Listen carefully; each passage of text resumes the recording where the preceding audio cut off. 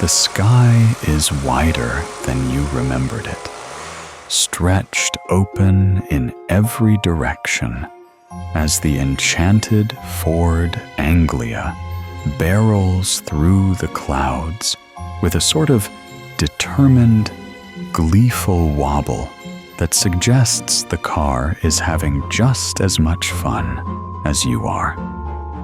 You lean toward the window, if it can even be called that, as it fogs and defogs itself at will, and peer down at the quilted fields patching the countryside, stitched together by winding roads and low stone fences that seem to wave as you pass overhead.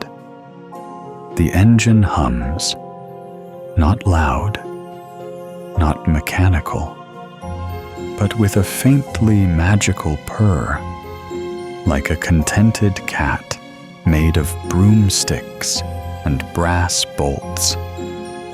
Ron is in the front seat, shouting something cheerful to you over the wind. One of the twins, probably George, unless it's Fred, is at the wheel, grinning far too wide for someone steering a flying car. You clutch your bag tighter as the car dips, playfully. They assure you, and then rises again. The nose of the Anglia tilting upward to catch a passing breeze like a hippogriff in a good mood. The clouds brush against the hood. Somewhere in the trunk, something squeaks. They told you not to ask. Ahead, on the horizon, the house comes into view. At first, it doesn't look like a house at all. It looks like a collection of rooms that forgot how to stop building upward. Chimneys lean in different directions. Windows glow at odd angles.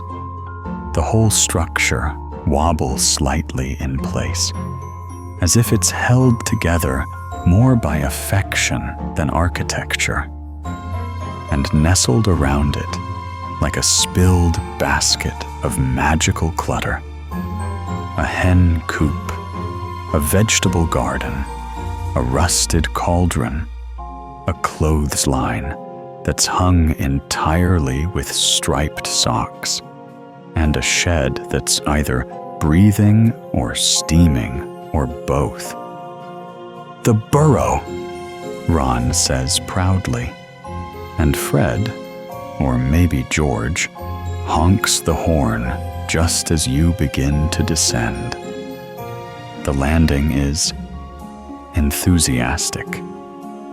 The car plummets the last dozen feet with a joyous bounce, skimming over a low stone wall, clipping the top of an apple tree, and finally crunching down into a patch of tall grass beside the garden. A flock of chickens explodes into the air with dramatic squawks. A garden gnome yelps and dives into a flower pot. You climb out of the car just in time to be hit with the scent of warm earth, fresh-cut grass, and the rich, inviting aroma of something baking. Bread, or maybe cinnamon, drifting from the open kitchen window like a promise. The door bangs open, and out comes Mrs. Weasley. She's wiping her hands on a tea towel, flour smudged on her cheek. Her face already mid-smile as she rushes down the garden path, "Oh, there you are," she cries. "My goodness, the car didn't drop you into the pig pen this time, did it?"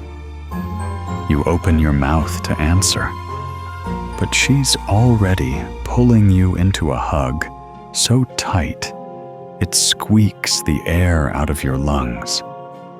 She smells like rosemary and home. Over her shoulder, Mr. Weasley appears on the porch, holding something you strongly suspect is a car battery, and looking immensely pleased. "Did it fly smoother this time?" he calls. "I adjusted the rotational cushioning, and I added a cup holder." Behind you, Fred and George are tossing your trunk out of the boot. It lands with a thunk and promptly sprouts legs, marching off toward the house before toppling over dramatically into a patch of daisies. "Welcome to the Burrow," Ron says, picking up your bag and offering a smile. "It's a bit mad, but, you know, that's sort of the charm." You nod, still a little dazed, as Mrs. Weasley finally lets you go and ushers you toward the house, patting your back like she's trying to burp you. The scent of the Burrow hit you. Fresh grass, cinnamon bread, slightly overcooked cabbage, and something softly magical, like lavender left too close to a wand overnight. The garden is full of life. Wild flowers lean out of their beds as you pass. Vines twitch happily along the fence posts, and a bird bath sings to itself in a watery baritone. A gnome pokes its head out of the shrubbery and glares at you, then at the twins, before disappearing again with a disgruntled squawk. The front door doesn't open so much as it bows inward, creaking cheerfully as you step inside. And suddenly, you're wrapped in warmth and light, and the unmistakable feeling of being inside a home that has loved too many people too fiercely for its walls to remain straight. The kitchen was alive. Pots stirred themselves over the stove. The kettle whistled in 2 different keys. A sponge was scrubbing a pan with great determination, while a dish rag floated behind it, dabbing up splashes like a nervous butler. A loaf of bread levitated out of the oven, rotated slowly, and settled onto a wire rack with a contented sigh. The walls were cluttered, in a good way, with family photos that moved. In one frame, a young Ron got covered in bubbles and shouted at someone off-screen. In another, the twins were dancing with a chicken. There were socks hung from a beam above the sink, a cuckoo clock shaped like a kneesel, and a row of mismatched teacups that occasionally whispered to each other when they thought no one was listening. And at the heart of it all, the famous Weasley family clock. It didn't tell time. Its hands were labeled not with hours, but with destinations. Home, garden, Quidditch, traveling, lost, dentist, mortal peril. Your name was on it now, too. The hand twitched and pointed gently toward. At the Burrow. And somehow, without anyone saying anything, you knew you'd arrived, not just at the house, but at something bigger. A place where magic wasn't just taught, but lived. A place that didn't try to impress you. It welcomed you, with creaky floors, loud laughter, mismatched socks, and more love than space. You stood there, smiling, as Mrs. Weasley handed you a buttered scone the size of your face, and thought, I could get used to this. The Burrow wakes up before its people do, long before the sound of feet on stairs or yawns in doorways. The kitchen is already alive, quietly stretching into the day with a kind of humming domestic magic that seems older than words. In the half-light of morning, the air is thick with warmth. Spices drift like mist near the ceiling. A charmed frying pan floats lazily over the stovetop, turning strips of bacon with a flick of its own edge. A spatula hovers beside it, flipping eggs that land perfectly in shape and yolk every single time. The kettle whistles to itself, bouncing slightly on its base, though no one is touching it. The teapot shakes twice, then pours into a stack of mismatched mugs arranged in a zigzag across the kitchen counter. Each mug fills to a different shade, some milky, some nearly black, some with a faint swirl of cinnamon that seems to conjure itself from thin air. A loaf of bread hums under a low-watt toasting charm, slices peeling off one by one and gliding into midair. As the first slice lands onto a buttered plate, the butter spreads itself automatically, carving careful spirals as it glides through the crust. Above the sink, a line of dish towels flaps softly in the warm breeze from an open window. One of them nods sleepily to you as you enter. You stand at the threshold of the kitchen and take it all in. The smells are deep and rich. Oak wood, honey, eggs, and something tangy you can't name. A wooden spoon stirs porridge in a copper-bottomed pot near the hearth, and the ladle, bobbing inside a tall pitcher of pumpkin juice, hums an off-key lullaby. By the pantry, a stack of bowls levitates down from the high shelf, one by one, settling into a line like waiting birds. A stack of toast follows. A knife joins in, slicing apples midair. Every motion is casual, confident, effortless. Like the house has done this for so long that it no longer needs hands to run. It just needs love.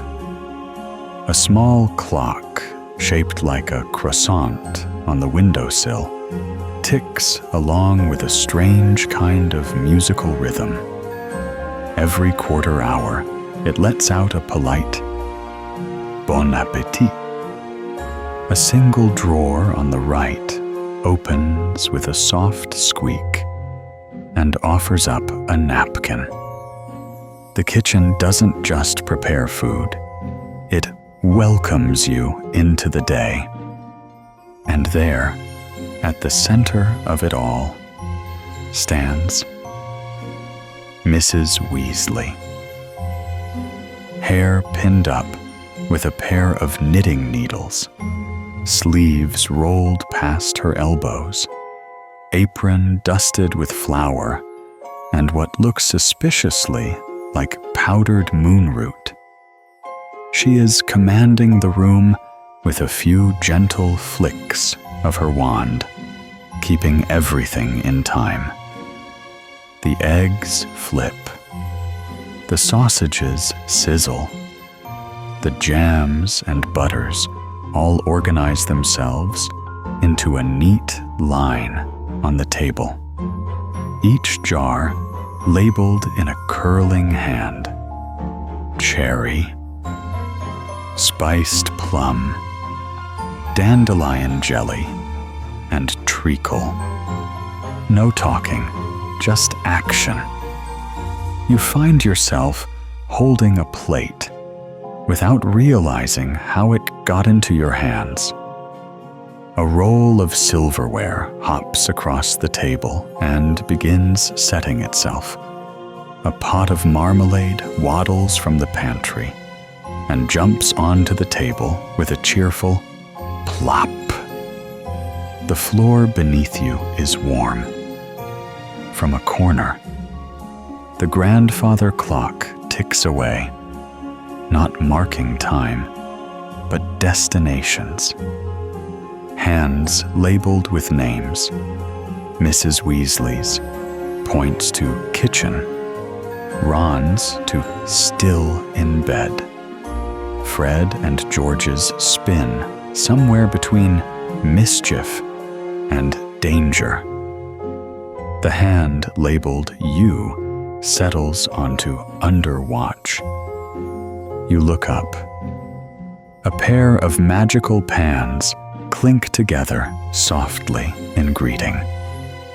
You sit. The chair beneath you pulls itself closer to the table with a polite scoot. A mug of tea floats gently toward you and hovers until you take it. A spoon stirs itself inside the cup. The toast lands with perfect timing. Butter follows. Raspberry jam dances its way from jar to crust in a neat, even spiral. You're still chewing your first bite when a cabinet door creaks open, and a small, enchanted jar of honey floats out, hovering for a moment before gently setting itself on your right. From the window, a breeze blows through. It smells of apples and broom polish and wild herbs. Outside, you can hear chickens clucking, a gnome snoring in a flower pot, and the soft whir of garden shears clipping plants without visible hands. The house is still waking, but the kitchen has already started telling its stories. You hear footsteps, soft, padded, familiar. Mr. Weasley enters, hair slightly askew, dressing gown loose over his shirt. He carries what looks like the gutted innards of a typewriter in one hand and a spool of enchanted thread in the other hand. He sets the objects on the table, sits across from you, and smiles warmly. then reaches into his pocket. "Do you know what this is?" he says, holding up what is very clearly a Muggle paperclip. He beams as if he's just discovered unicorn bones. "I found this in a Muggle desk drawer. It holds paper together with no magic. Just pressure. How do they think of these things?" You nod, chewing. "And this," he continues, producing a zippered coin purse. "I believe this is for carrying coins. Not alive, completely ordinary." He pulls it open like it's a sacred ritual. Coins jingle inside. British pounds. He stares at them like they're puzzle pieces from a higher realm. What is exact change, anyway? He pulls over the bowl of porridge and begins eating absently, still watching you with cheerful curiosity. You glance toward the clock again. A new hand has been added to it. It now points to eating well. From the ceiling, a bunch of dried lavender rustles gently. A pair of knives finish cutting the last of the toast and glide themselves into the sink, which is now full of bubbles that hum a little tune. Mr. Weasley pulls something else from his sleeve. A tangled mess of rubber bands. Now, this, don't tell Molly. I think it's used to bind secrets or small animals. The spoon in your teacup stirs again with renewed energy. He leans forward. "Can you tell me what a Wi-Fi password is?" You nearly spit your tea. In the background, Mrs. Weasley waves her wand, sending a stack of folded dish towels back to their hooks, one of which flaps its corner like a salute as it hangs. The kitchen continues its rhythm. Toast refills. Tea pours. Jam jars whisper to each other. And when the clock chimes the half hour, a small drawer in the wall opens, releasing a single cinnamon bun that floats gracefully onto your plate. You look at Mr. Weasley. He nods solemnly. The house approves.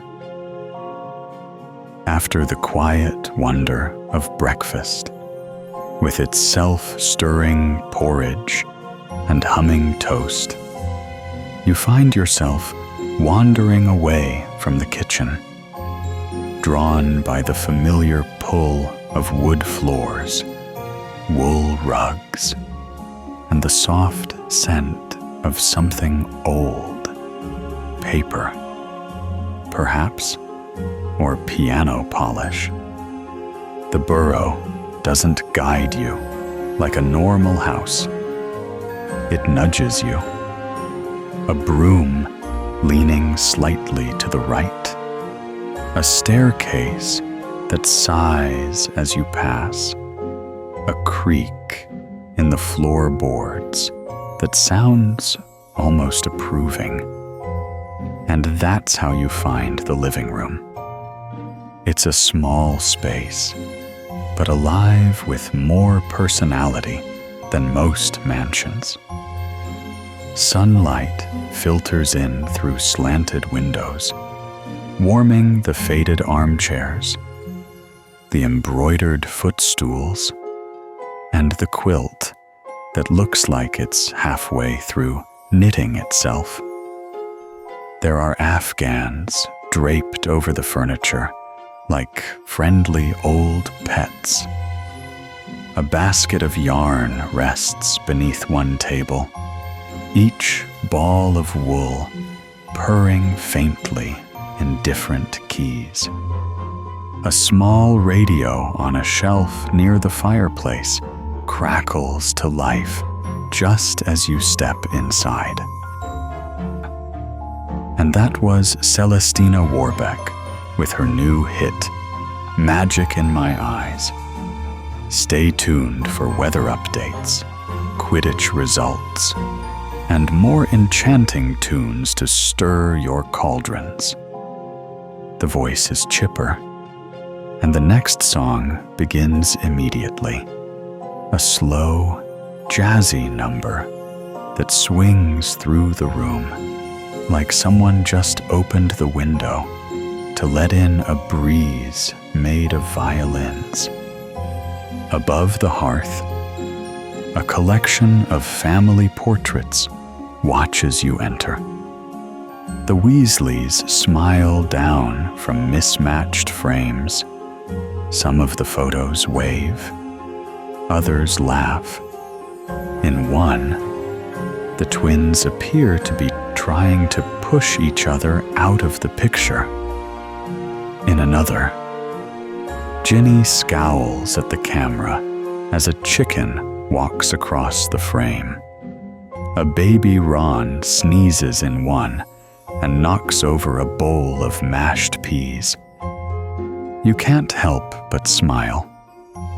Each frame has a different border, some etched with tiny stars, some with leaves, one with a crooked brass dragon whose tail twitches when you look away. A photograph of Bill, looking effortlessly cool in dragon hide boots, hangs beside one of Percy adjusting his tie at least 5 times before giving up. Next to the portraits is a bookshelf, clearly overstuffed and entirely unbothered by it. Volumes lean against one another like tired friends after a long day. Some are cracked and worn, spines faded to the color of old parchment. Others are bright and new, titles glittering in enchanted script that shimmers when the light hits just right. You run your fingers along the edges, cooking with a wand and a wink. The subtle art of herbology and the louder bits. The misbehavior of magical mice. A case study. Quidditch through the decades, annotated by Fred and George Weasley. Someone has drawn a mustache on the cover. A stack of magazines teeters nearby. Issues of Witch Weekly, The Practical Potioner, and one extremely rumpled copy of The Daily Prophet that reads, Flu Network overloads during broom sale stampede. Tucked in the corner beside the bookshelf is a worn, mustard-colored armchair with a dent in the cushion so deep it looks like someone's been sitting there since the dawn of time. On the armrest is a folded jumper embroidered with a large, uneven R. You sit, just for a moment. The chair groans softly under your weight, then settles. The warmth of the room seeps into your skin.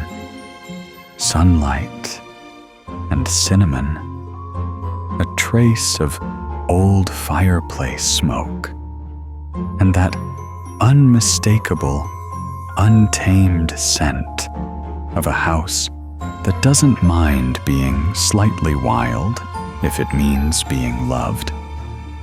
The song on the radio shifts into something slower. A harp, perhaps. And something that sounds like enchanted glass chiming together. You lean back. The ceiling creaks gently. The house is not still, but it is peaceful. Outside the window, the garden gnome from earlier peeks in, frowns, and disappears again. You close your eyes briefly and listen, not just to the music, but to the house itself. Somewhere upstairs, someone knocks over a stack of books. A door opens and closes with a thump. The teapot in the kitchen lets out a triumphant whistle. And in this room, the Weasleys' laughter lingers in the corners like dust motes. You're glad no one ever sweeps away. You're barely a few minutes into your calm retreat in the living room, still sunk into the armchair, still basking in the radio's soft melody and the sun warming your knees, when a voice echoes from the kitchen doorway. "Could you give us a hand with the table, dear?" It's Mrs. Weasley, smiling and flushed from managing what sounds like 7 saucepans at once. She's wiping her hands on her apron, already halfway back into the kitchen before you can reply. You get up and follow, stepping once more into the Burrow's heart, now humming with afternoon energy. Inside, the kitchen looks like it's preparing for a feast and a mild explosion. All at once, the air is filled with the scent of roasting vegetables, something tangy and spiced, possibly meat, possibly not. Fresh rolls that pop in and out of the oven in pairs, and gravy thickening itself in a cauldron near the hearth. Steam curls in tendrils from half a dozen different pots and pans, some of which are hovering above the stove like they were impatient for attention. But it's the table that catches your eye. At the center of the room, it's slowly assembling itself. A long, lovingly scuffed wooden table stretches end to end, already set with placemats that have begun laying themselves out. One is caught mid-air, fluttering indecisively between floral and tartan. A tea cozy argues silently with a teapot about whether it's too early to come out. Mrs. Weasley, still flicking her wand without even looking at it, gestures toward a stack of cutlery in a large basket near the sink. "You can just give them a bit of encouragement," she says, glancing at the forks like one might at a child that's learned to walk, but not to listen. The spell's a touch expressive today. You nod, approaching the basket cautiously. The silverware is quivering, not in fear, but excitement, as if each fork, spoon, and knife is very much aware it's about to be part of something important. The moment you reach in, a spoon jumps up and spins in the air before zooming off toward the table. Then all of them spring to life. It's chaos. A flurry of enchanted metal. Spoons whiz by like miniature brooms. Knives somersault as they fly, narrowly missing the curtains. Forks, dignified but twitchy, hover in place for a moment before attempting to land at their designated spots, sometimes overshooting and landing in the butter dish. You laugh despite yourself, reaching for your wand. You mutter a light organizing charm, a gentle one, nothing too bossy.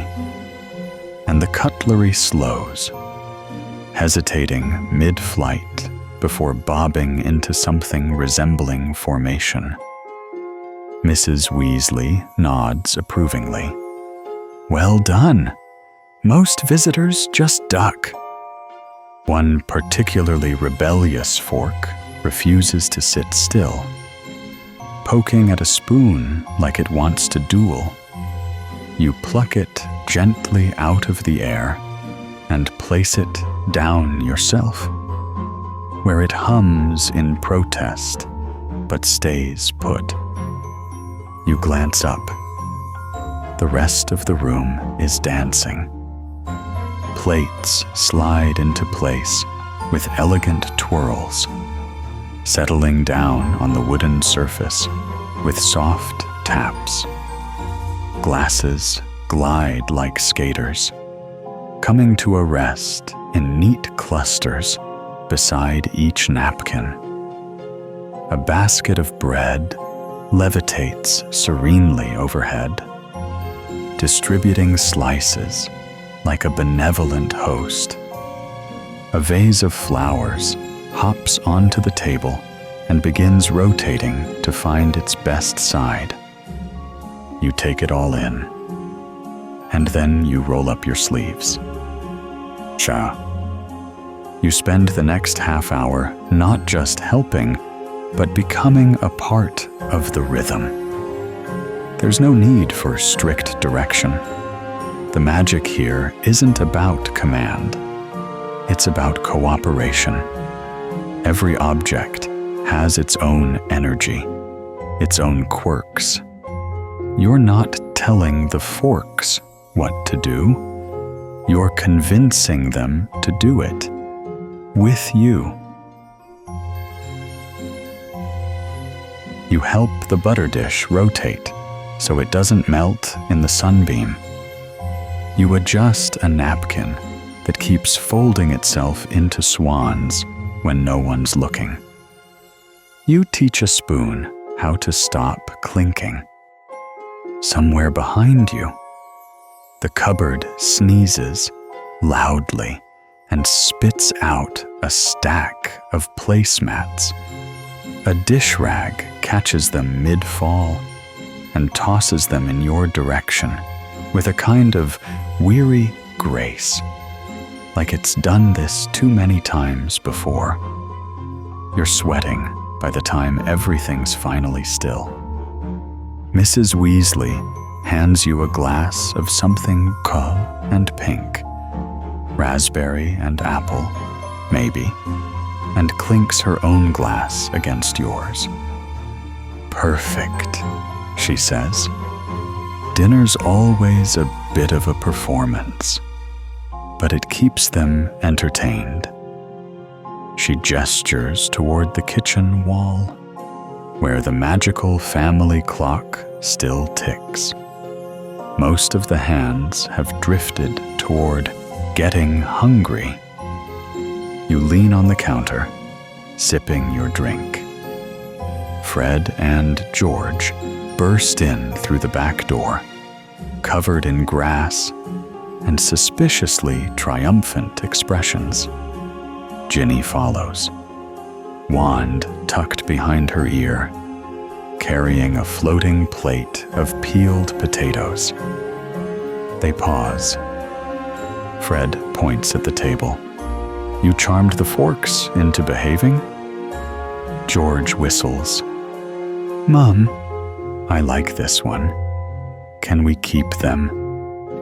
Ron stumbles in next, his shirt half untucked and smelling faintly of broom polish. He gives you a look. Wait, you helped set the table? You shrug. The fork you disciplined earlier gives a proud little wiggle. Ron eyes it, wary.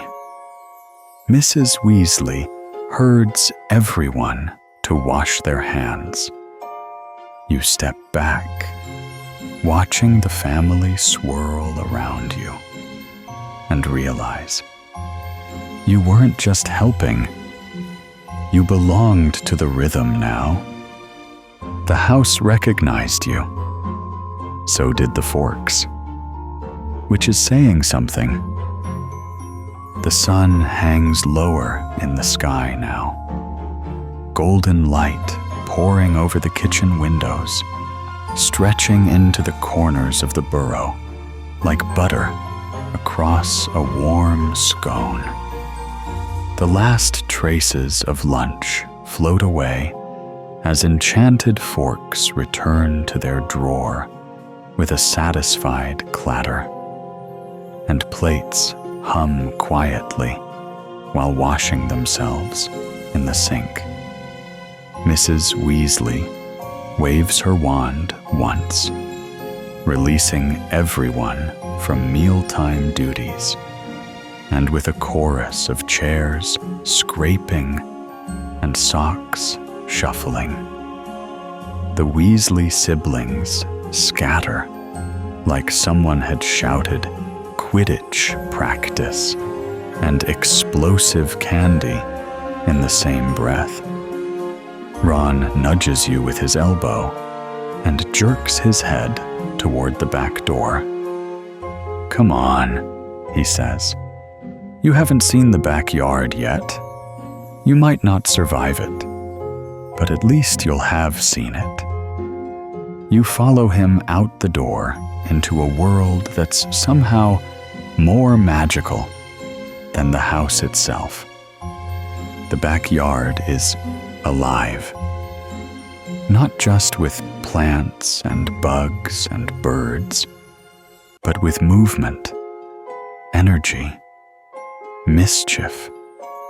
It buzzes, not with noise, but with enchantments thick in the air, magic barely restrained, like the whole garden has been learning from the twins. To your left, a crooked garden path winds through a riot of plants, half of which appear to be arguing about space. A tangle of vines shifts every time you look away. One leafy branch reaches for your shoelaces, then retracts quickly when caught. To your right, a vegetable patch looks ordinary, until a turnip shuffles deeper into the soil, trying not to be noticed. In the center of the lawn stands an ancient tree, limbs sprawling like an octopus in slow motion. Its bark glows faintly in the shade, and if you listen closely, you think you can hear it whispering. There's a swing tied to one branch, its seat floating a few inches above the ground, rocking itself. Ron leads you down the path, kicking aside a rogue boot that hops out of a bush. We tried planting normal things once, he says. Didn't work. Now we just let it decide what it wants to be. A gnome darts past your foot. It hisses at you and disappears into a cracked teacup half buried in the flower bed. You stare after it. "Don't feed them," Ron adds. "Fred gave 1/2 a sherbet lemon last summer, and it started quoting Shakespeare." You pass the chicken coop next. It's been painted 3 different colors and smells strongly of rebellious breakfast. A rooster, perched atop the roof, watches you with narrowed eyes. A hen clucks, steps onto a crate, and lays a single glowing egg before hopping down with an air of self-importance. Ron shrugs. That one's been hexed since Easter. Beyond the coop, there's a shed.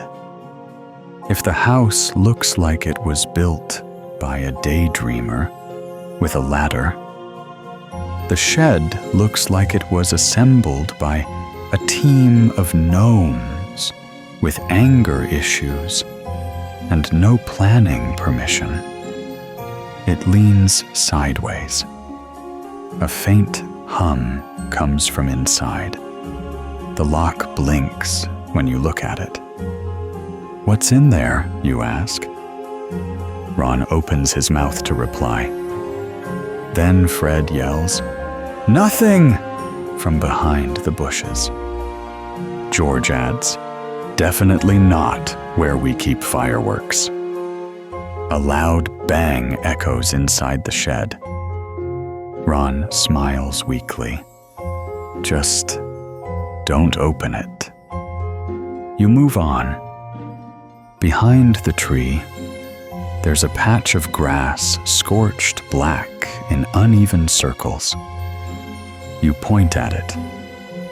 "Quidditch practice," Ron says. Fred says he's invented a surprise snitch. You catch it, and it explodes into glitter. Or fangs. Depends on his mood. You hear laughter from the far end of the garden. Ginny's crouched behind a wheelbarrow, wand pointed at something glowing beneath the shed. Fred is on the roof with a telescope. George is pouring something fizzy into the soil. You step closer. A tiny, glowing orb is hovering just above the ground. It pulses, dim to bright, bright to dim, like a heartbeat in blue. "Don't touch that," Ginny says. We don't know what it is. Actually, it hums at night." She pokes it with a stick. It makes a sound like a bell sneezing. Fred claps. "It's learning!" The backyard goes on and on. You pass through tall grass that rustles like whispers.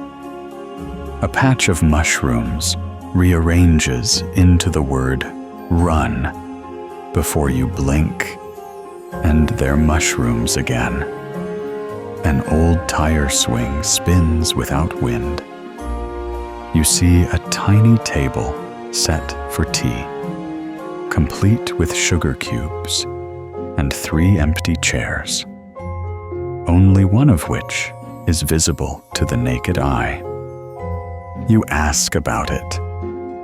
"No one sits there anymore," says George.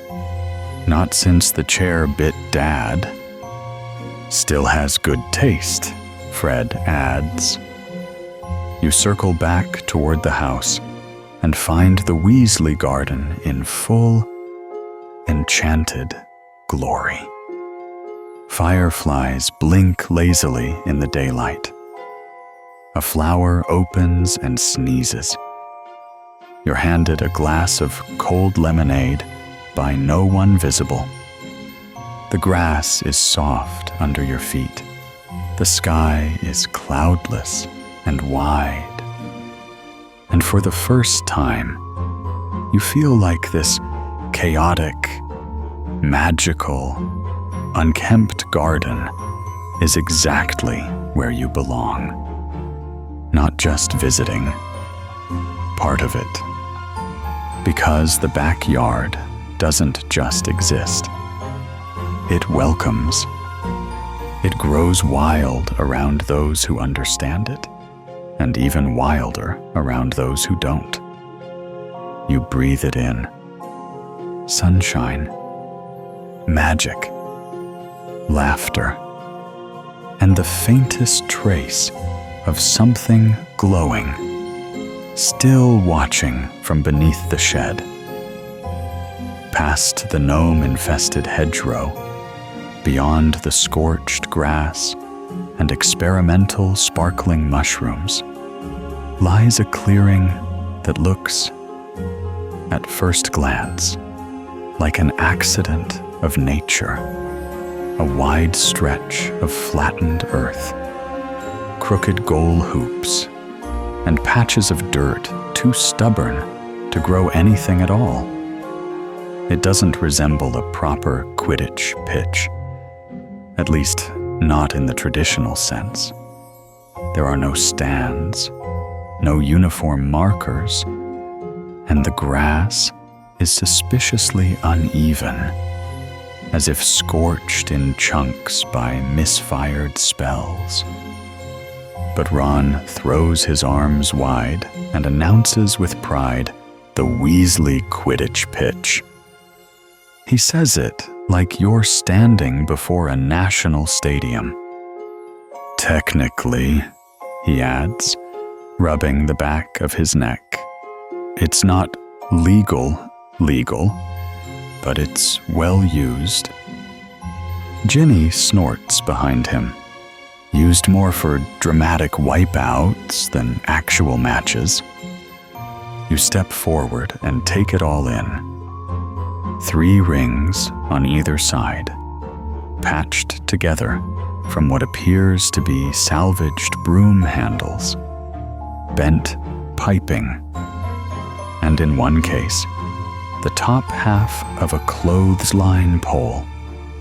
The goalposts lean slightly inward, giving the entire pitch a sense of mild gravitational anxiety.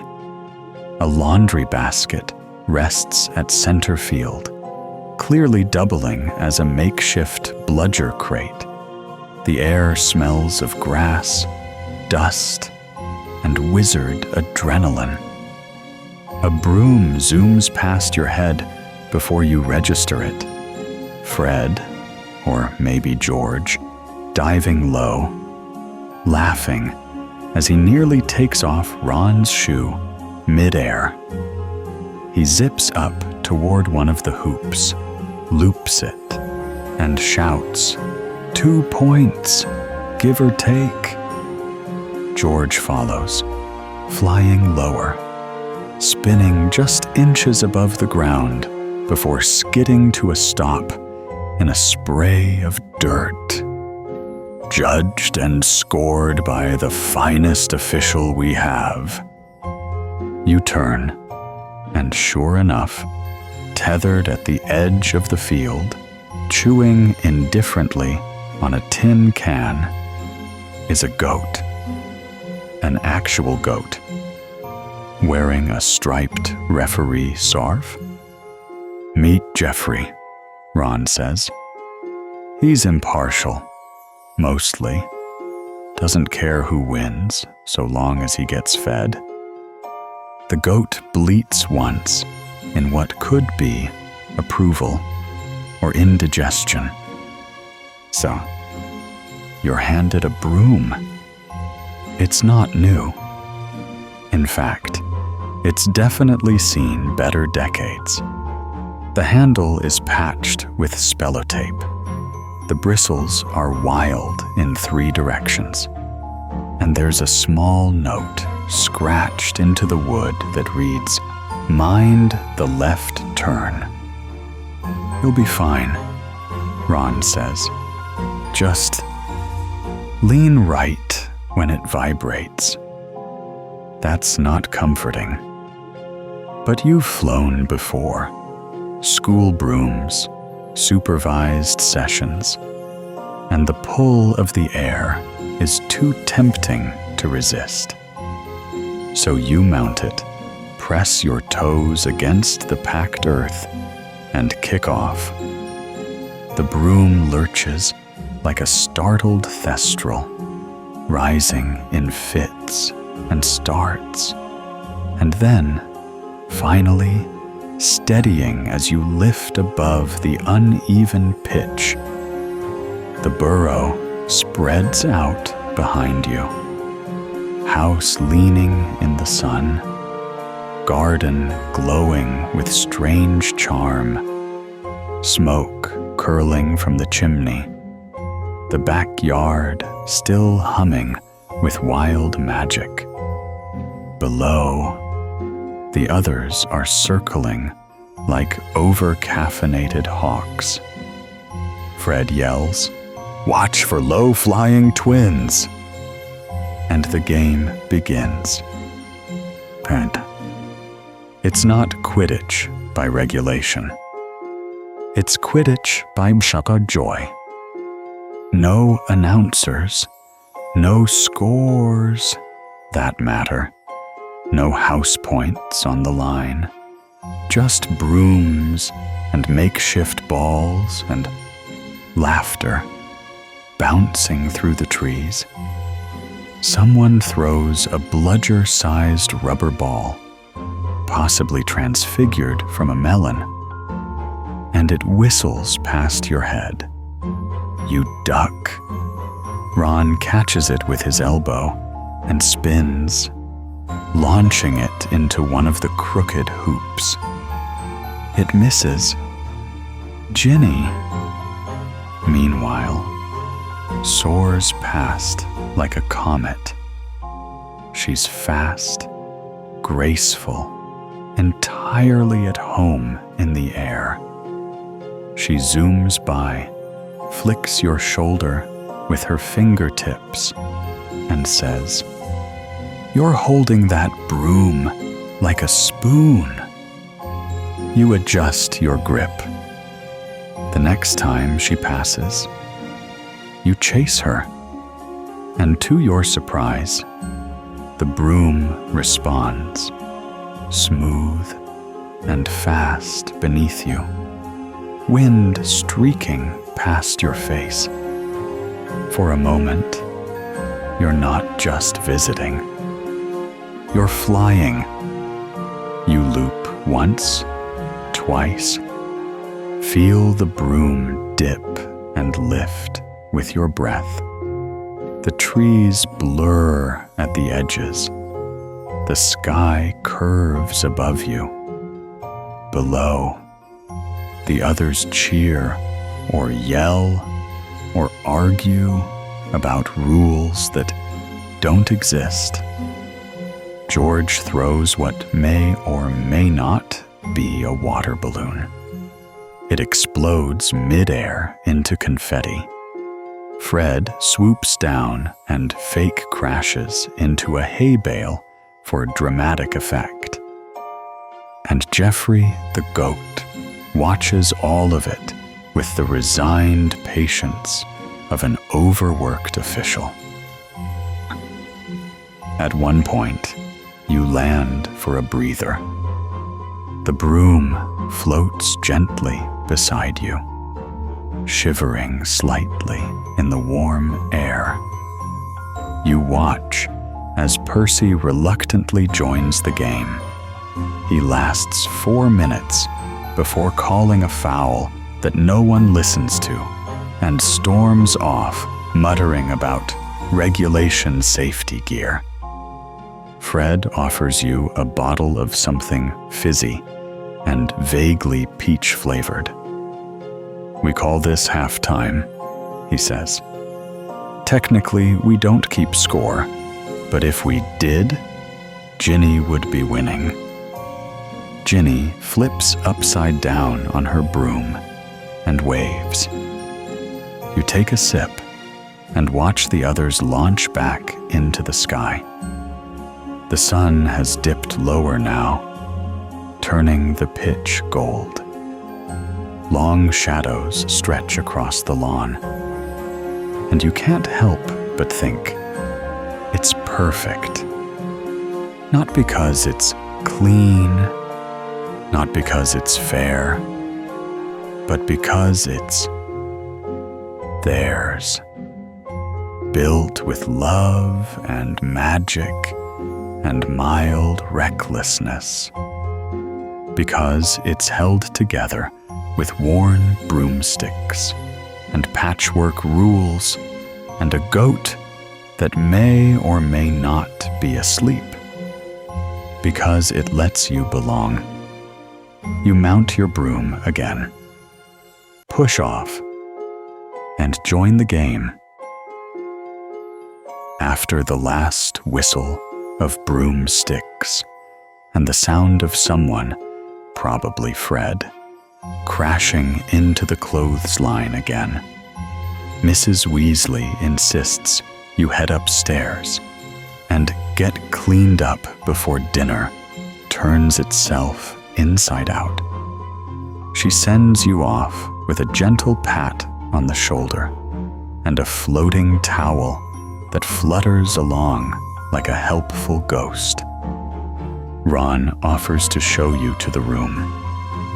You follow him up the Burrow's narrow, twisting stairs, which creak in conversational tones beneath your feet.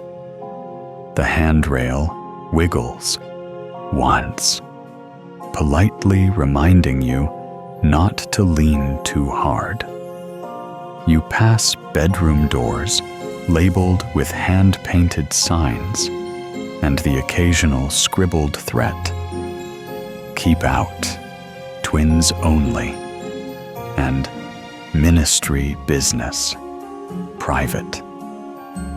Until you reach the final room, tucked beneath a sloped bit of roof and a window that peers out toward the orchard. Ron gestures. That one's yours.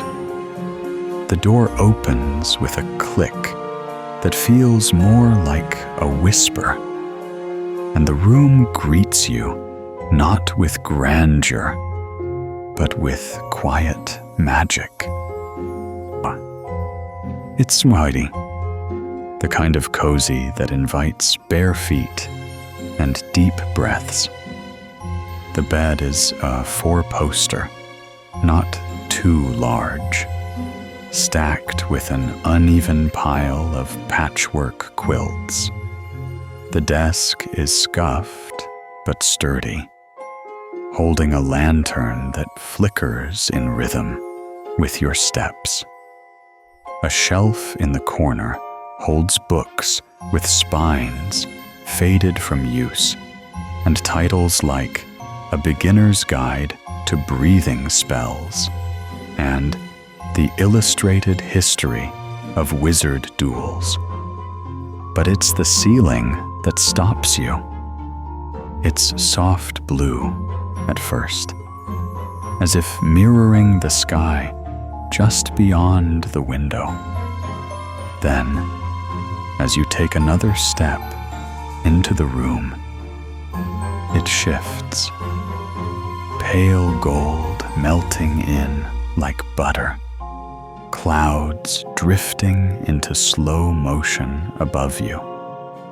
You blink. The ceiling blinks back. You turn slowly in a circle, watching the sky above you respond to your mood with the gentlest of transitions. Swirls of color, sparkles like distant stars, and something like the feeling of floating just under the surface of a dream. It's not flashy, it's personal. So, there's a desk chair that scoots back helpfully as you sit.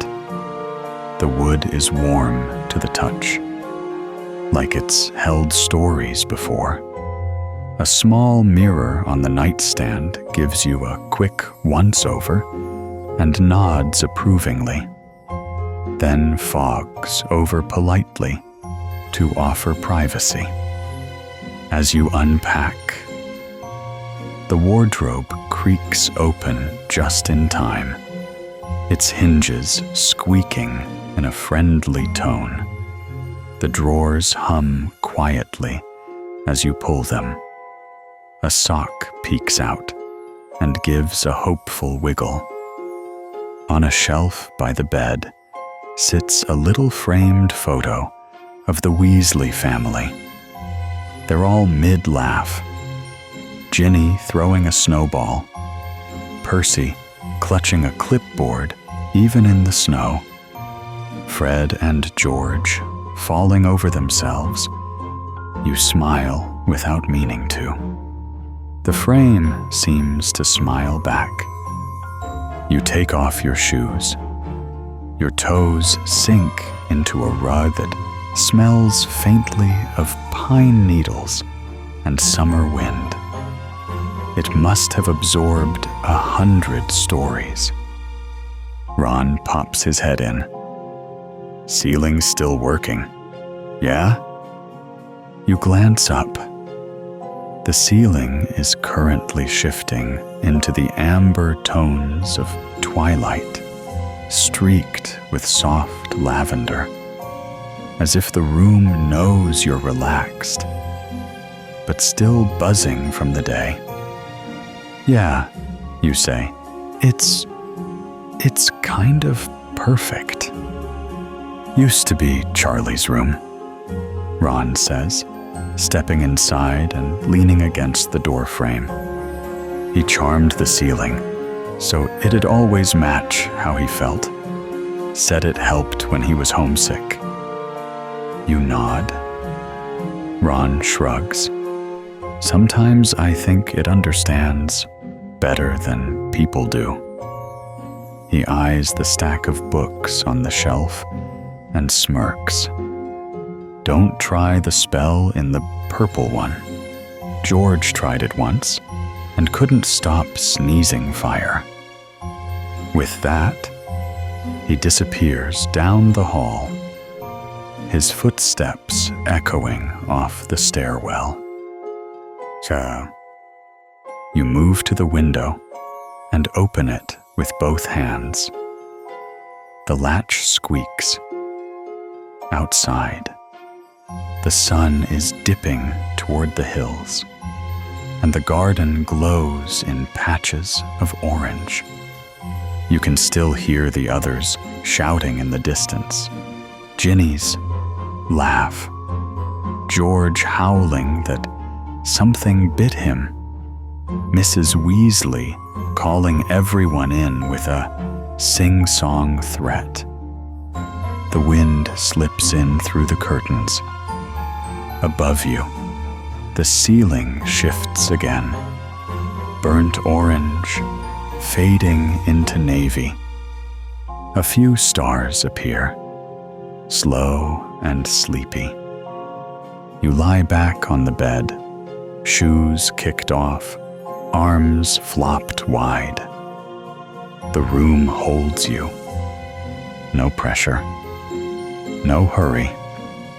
Just a space that knows exactly who you are, without asking, without judging, and adjusts itself to say, "You're okay here, just as you are." You lie there a little longer. You're not tired, not yet. Just still. And that's enough. From downstairs, you hear the rattle of enchanted pans and the familiar clatter of magical chaos. Dinner is close. The room shifts again, the ceiling now pulsing in soft gold, like it's excited too. by the time you hear Mrs. Weasley's voice calling everyone in for dinner, stretched through floorboards and curling around staircases like it's been spelled into the very bones of the house. The golden light outside has melted into a dusky haze, soft and amber and steeped in the warm quiet of a day that's just begun to yawn into evening. And with that gentle call, like a hearth reawakening, something stirs in the heart of the Burrow, a familiar rustle of hungry footsteps, drifting smells, and enchanted clatter that lets you know dinner is never just a meal here. You make your way down the stairs, past walls lined with moving photos and carpets that adjust themselves under your feet like loyal pets. And you enter the kitchen to find the table transformed from its earlier set for lunch form into something far more animated, more colorful, and certainly more dangerous in the most cheerful, Weasley sort of way. The table is overflowing with steaming dishes that jostle and hover and drift gently to their assigned spots, though a few seem to be arguing about whose turn it is to be centerpiece, while rolls puff themselves up in a wicker basket beside a butter dish that is aggressively enthusiastic about sliding toward anyone who makes eye contact for too long. The entire Weasley family converges around you in a flurry of limbs and voices, Ron still brushing dirt off his robes and muttering about broom malfunctions, Ginny tossing her braid over one shoulder while conjuring a spoon from the drawer with a flick that's casual but alarmingly precise.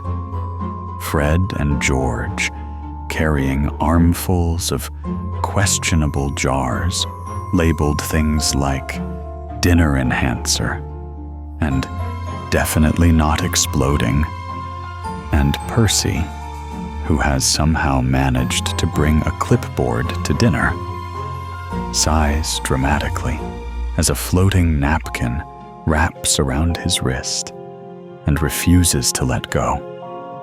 Chairs pull themselves out as if offering a bow, and the moment you sit, your plate immediately fills itself with slices of roast chicken, heaps of rosemary potatoes, glazed carrots that emit a faint cinnamon scent, and peas, far too many peas, in your opinion, that begin slowly inching away from each other like they're plotting an escape.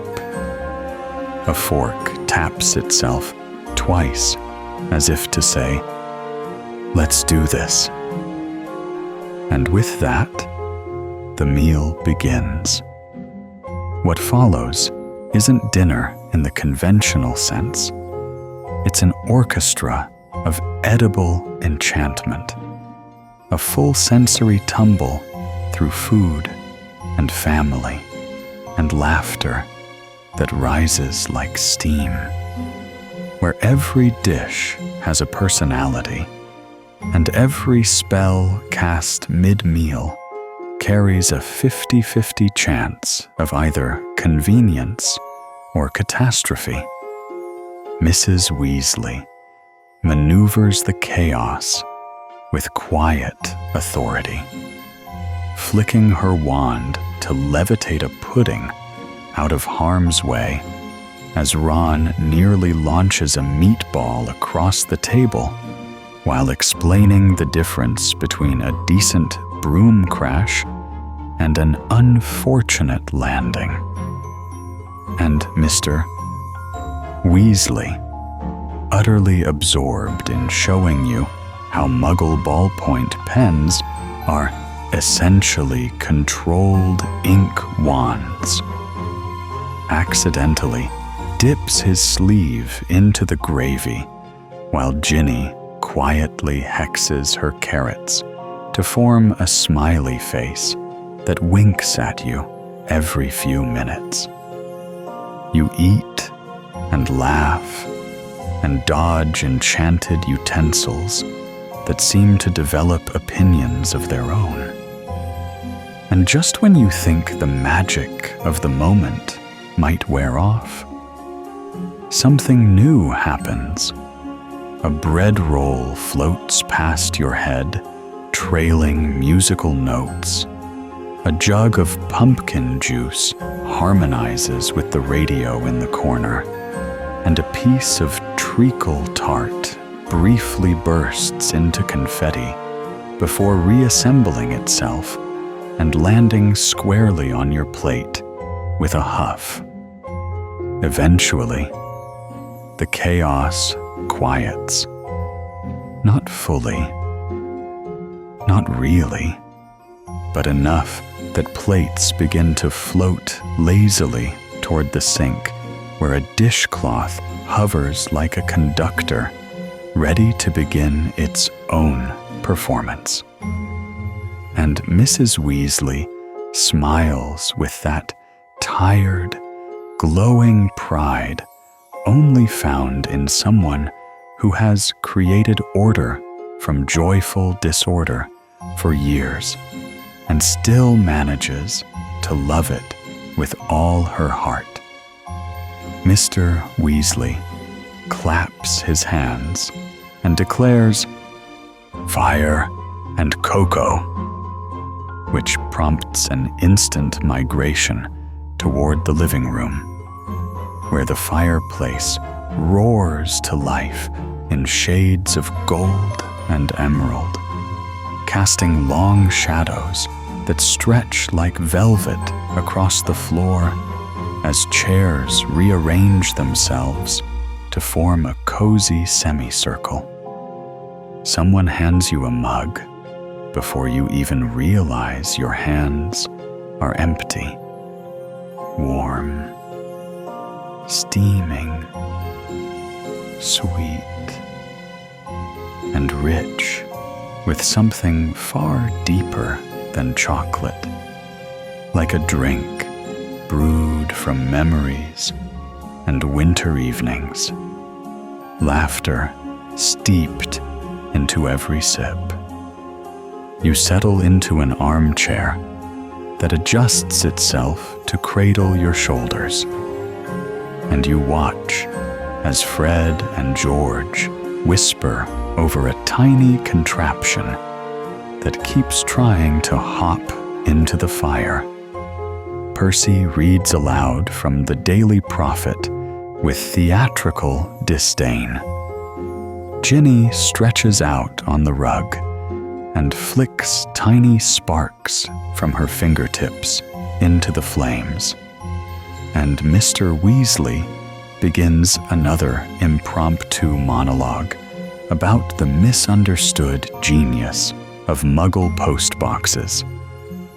The room fills with that quiet kind of warmth that has nothing to do with fun, and everything to do with being exactly where you are meant to be.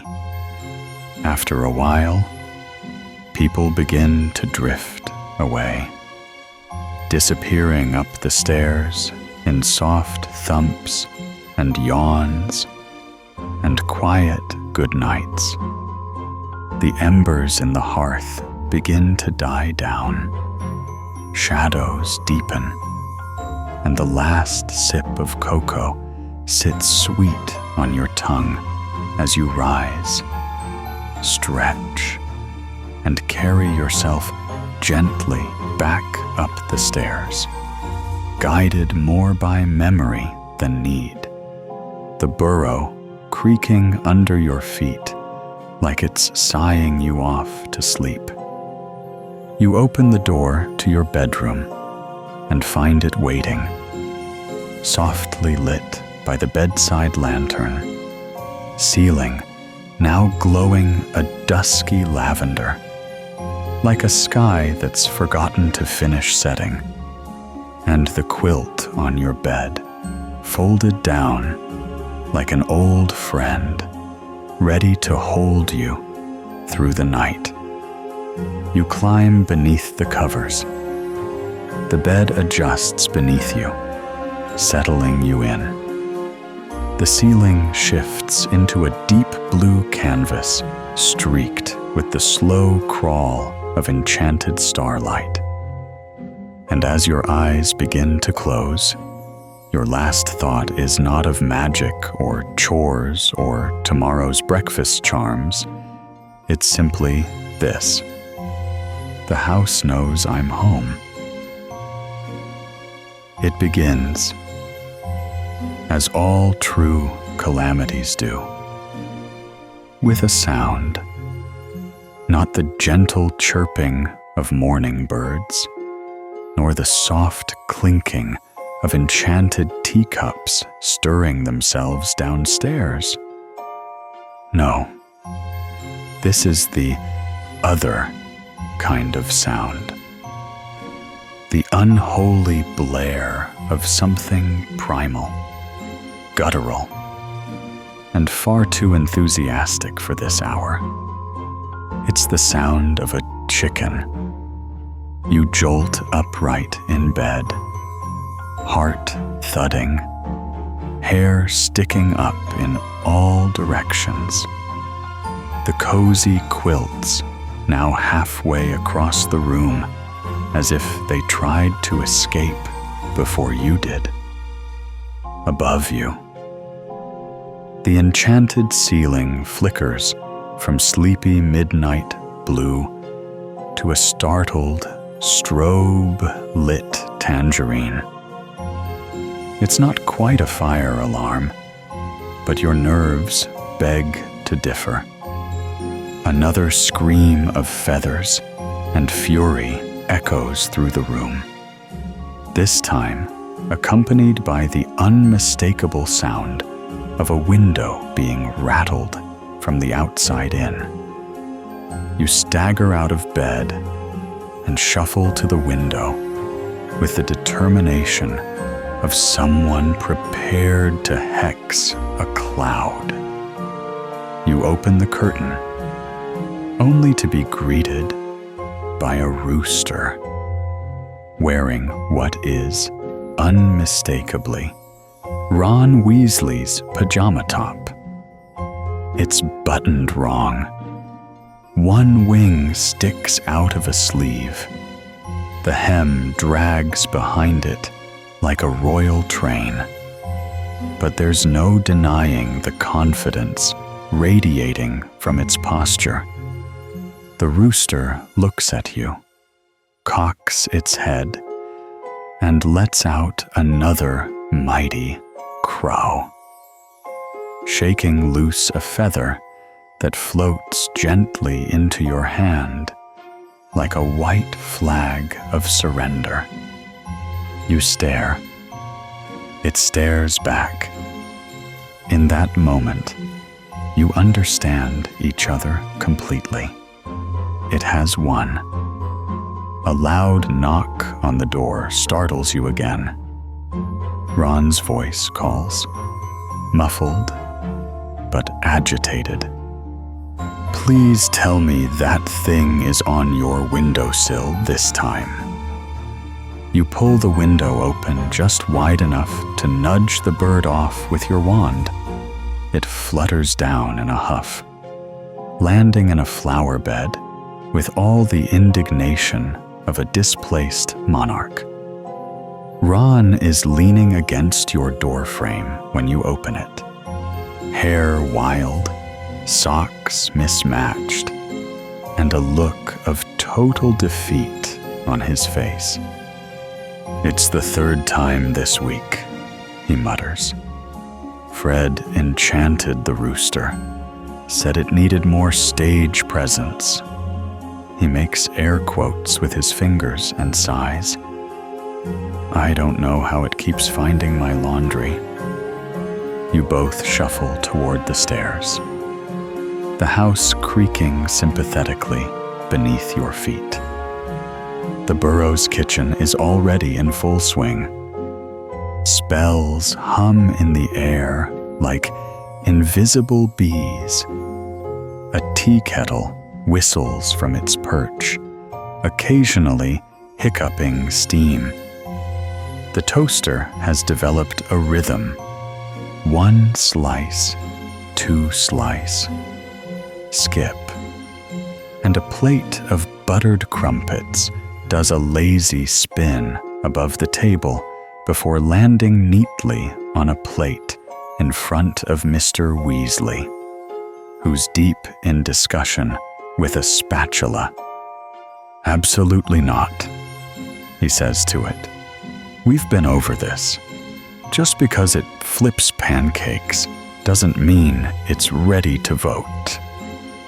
Mrs. Weasley catches sight of you and smiles brightly, flicking her wand with practiced ease. "Morning, dear tea."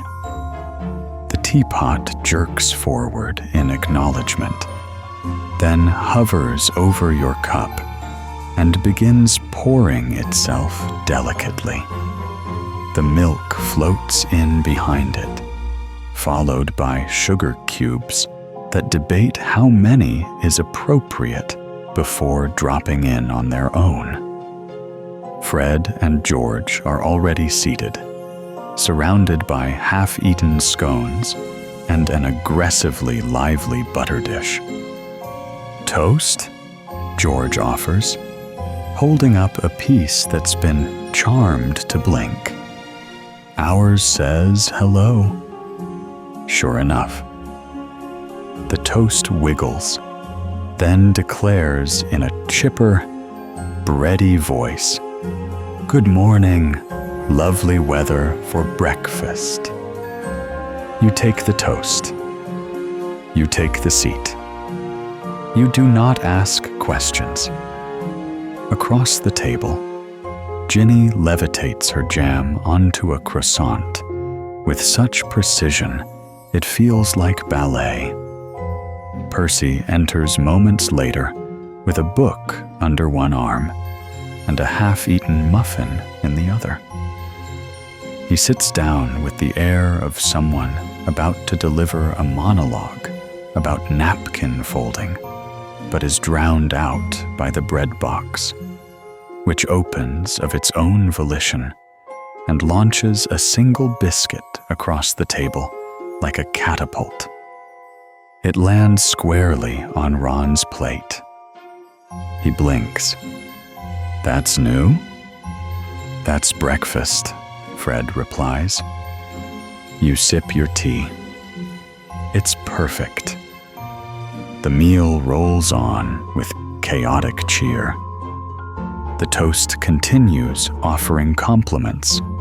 Splendid choice of socks. While the jam insists it would like to be stirred clockwise. A pat of butter mutters something scandalous about marmalade before melting into silence. Fred attempts to enchant a fork to drum on his cup. George counters by animating the jam spoon to conduct it. Ron tries to butter a roll and ends up with it stuck to his sleeve. "I'm eating it anyway," he says, unbothered. Mrs. Weasley doesn't bat an eye. She waves her wand, resets the napkins, and refills everyone's cocoa like a well-rehearsed spellcaster commanding breakfast into harmony. You look around. The clink of spoons, the chatter, The slow sunlight rising over the cluttered counters and flower pots. The broom leaning in the corner as if it, too, is waking up. You can't remember ever feeling more at home at someone else's table. Eventually, the kitchen quiets. The dishes begin to wash themselves. The toast falls back asleep. The jam mutters one final, delightful company before sealing its jar with a polite pop. You rise from your seat, stomach full, warmth humming in your bones. Ron nudges your arm. "We're going to show you the attic after this," he says. "Just maybe wear gloves." You don't ask why. Instead, you pause at the window. The rooster is still outside, parading across the garden like a prince in borrowed clothes. It stops, crows one final time, and swear on every book in the Hogwarts library. Winks. The morning sun is rising higher by the minute, painting the Burrow's hallways with drowsy stripes of gold as you trail after Fred and George, who have insisted, in tandem, of course, that you absolutely must see something before the day gets away from us and Mum figures out what we've done. You're not entirely sure what that means, but you follow them anyway, because curiosity and common sense are locked in eternal battle. And curiosity is currently winning by a mile. They lead you up 2 flights of stairs, past bedrooms with doors hanging at curious angles, and one that opens briefly on its own, only to hiss like a kettle and slam shut again. "Ignore that one," Fred says cheerfully. "Charlie's old room. The closet still breathes fire." At the top of the landing, you find yourself staring at what appears to be nothing but attic space. Dusty rafters, a single window with crooked panes, and a slanted ceiling that gives the impression of having slouched into retirement decades ago. George steps forward and taps the floorboard 3 times with his foot, then whispers, "Fizzing Whizbee." The floor doesn't move. Fred snorts. "Wrong candy code, genius." George snaps his fingers. "Right. Bertie Bott's every flavor beans." There's a soft click. The wall shudders, and a hidden panel near the floor swings open, revealing a narrow crawl space bathed in a dim, flickering light. Fred turns to you, beaming. "Welcome to the lab." You crawl through on hands and knees, pushing aside a curtain of cobwebs that spark slightly when brushed, and emerge into a chamber that feels part workshop, part danger zone, and part magician's fever dream. Every surface is covered in contraptions, half-finished, humming, spinning, blinking. There are shelves lined with color-coded jars that glow in patterns you can't quite understand.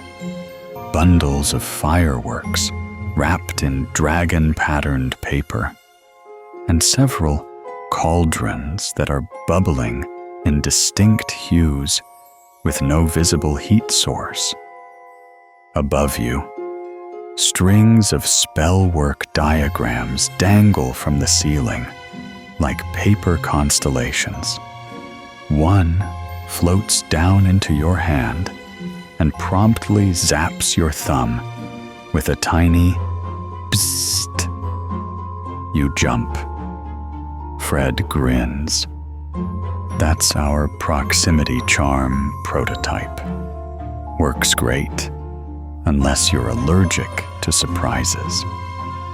On the far end of the room, George is kneeling beside what looks like a heavily modified broomstick strapped to a fan and a chicken feather.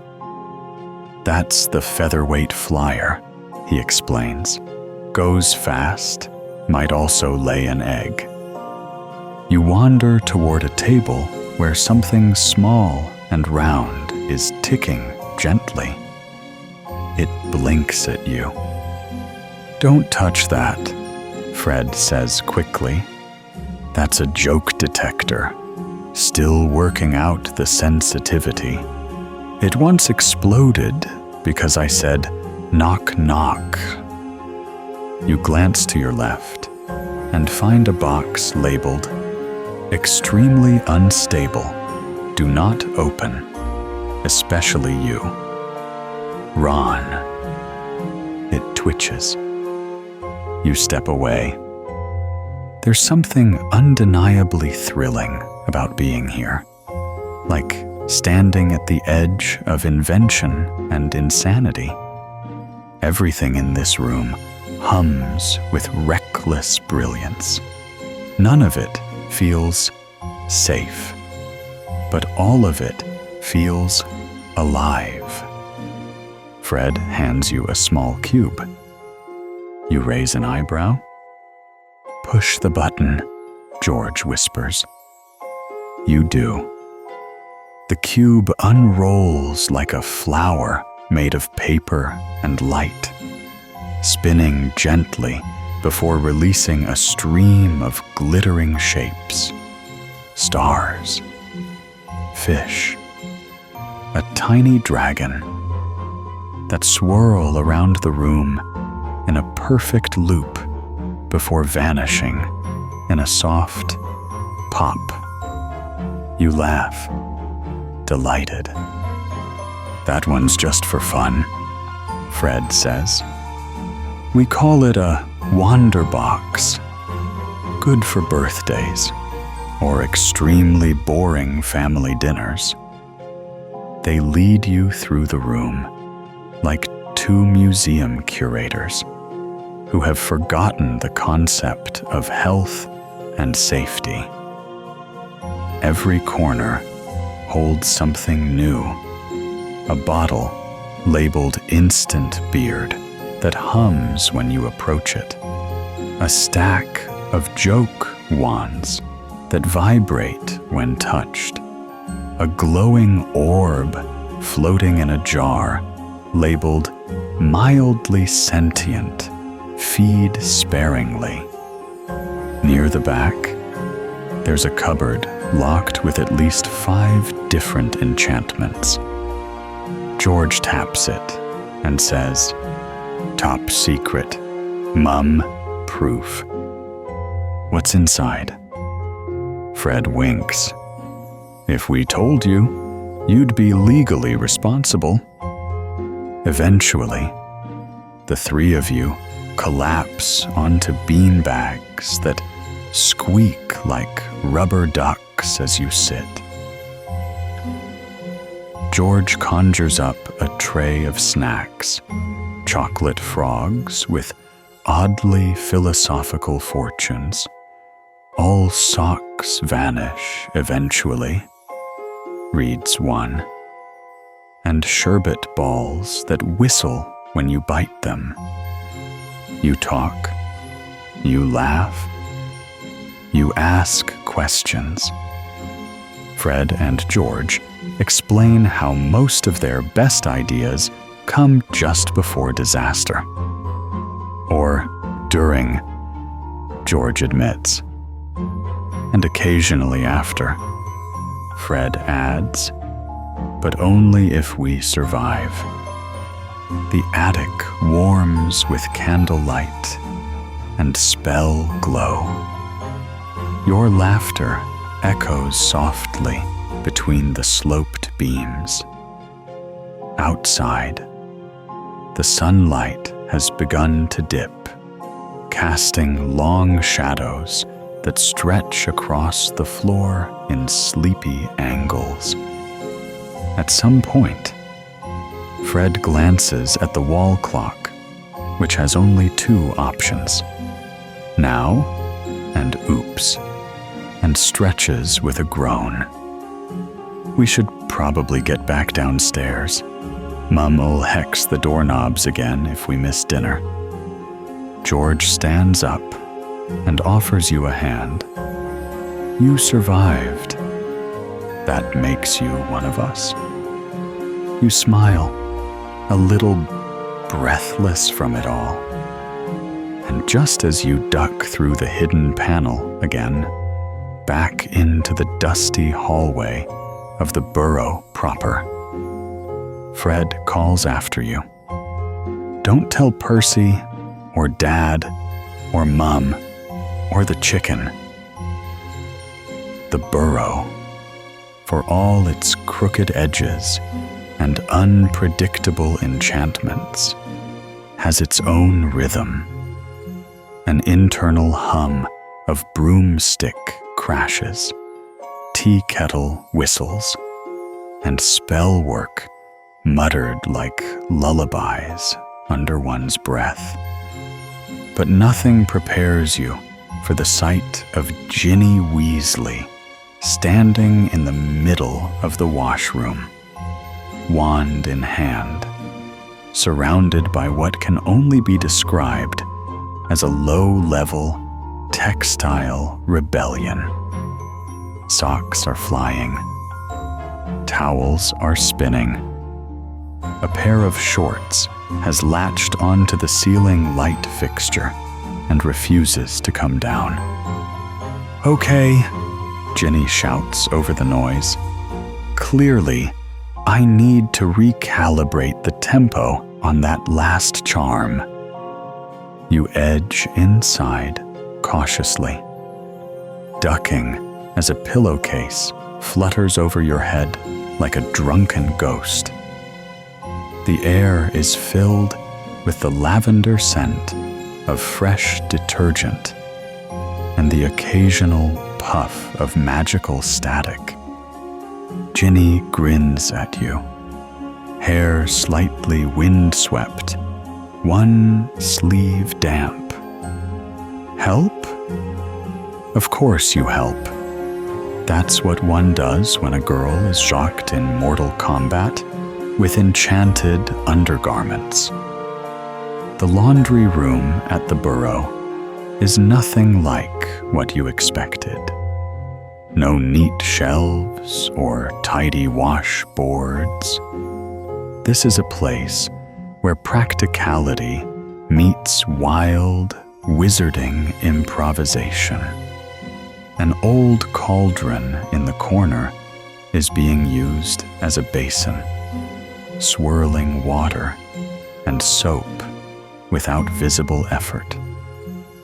A clothesline snakes around the rafters, strung with mismatched socks, flying handkerchiefs, and at least one baby dragon onesie that growls softly whenever approached. On the far table, a bottle labeled permanent press, except when it isn't, fizzes ominously next to a basket marked unmated socks, do not taunt. You begin sorting with Ginny, who explains that she's trying to improve a folding charm Mrs. Weasley taught her. Less stabbing, more precision, she mutters. watching a towel attempt origami. Her goal is simple: reduce household workload without accidentally summoning sentience again. Apparently, that was last week's incident. You'd be amazed how philosophical pillowcases get when they've been animated too long, Ginny adds. Your job, at first, is containment. You pin down the edge of a sheet that's trying to roll itself into a burrito.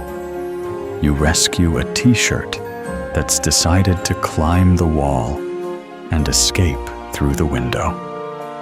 You bravely fend off a bathrobe that hisses like an annoyed cat. But soon, Ginny adjusts her charm mid-spell, and something clicks. The room settles. Slowly, gently, the clothes begin responding. A shirt lifts into the air, its sleeves fluttering like wings, and folds itself with only one hiccup, landing slightly askew, but close enough. A sock twirls once and dives into a matching pair with a victorious squeak. Towels begin stacking themselves like sleepy acrobats, each one giving a small puff of satisfaction as it lands in line. See, Ginny says, brushing her hands. Completely under control. Behind her, a bra attempts to strangle a pair of shorts. You raise an eyebrow. Mostly under control, she amends. You both fall into an easy rhythm, sorting, stacking, refolding when necessary, laughing when a tie knots itself into a bow tie out of spite. Ginny tells stories while you work, like how George once tried to enchant the laundry to dance instead of fold. And the entire load ended up waltzing out of the garden and into the kitchen, knocking over 6 plates and scaring a gnome so badly it didn't show its face for a week. She opens a drawer to show you their laundry spell fail archive, a scorched dish rag, a sock turned solid gold. Fred refuses to reverse it out of spite. And a shirt that now smells like the ocean, no matter how many times it's washed. There's a fine line, Ginny says, shaking her head, between charming a task and charming the life out of it. You nod. Laundry, your learning, is not just a chore here. It's an adventure.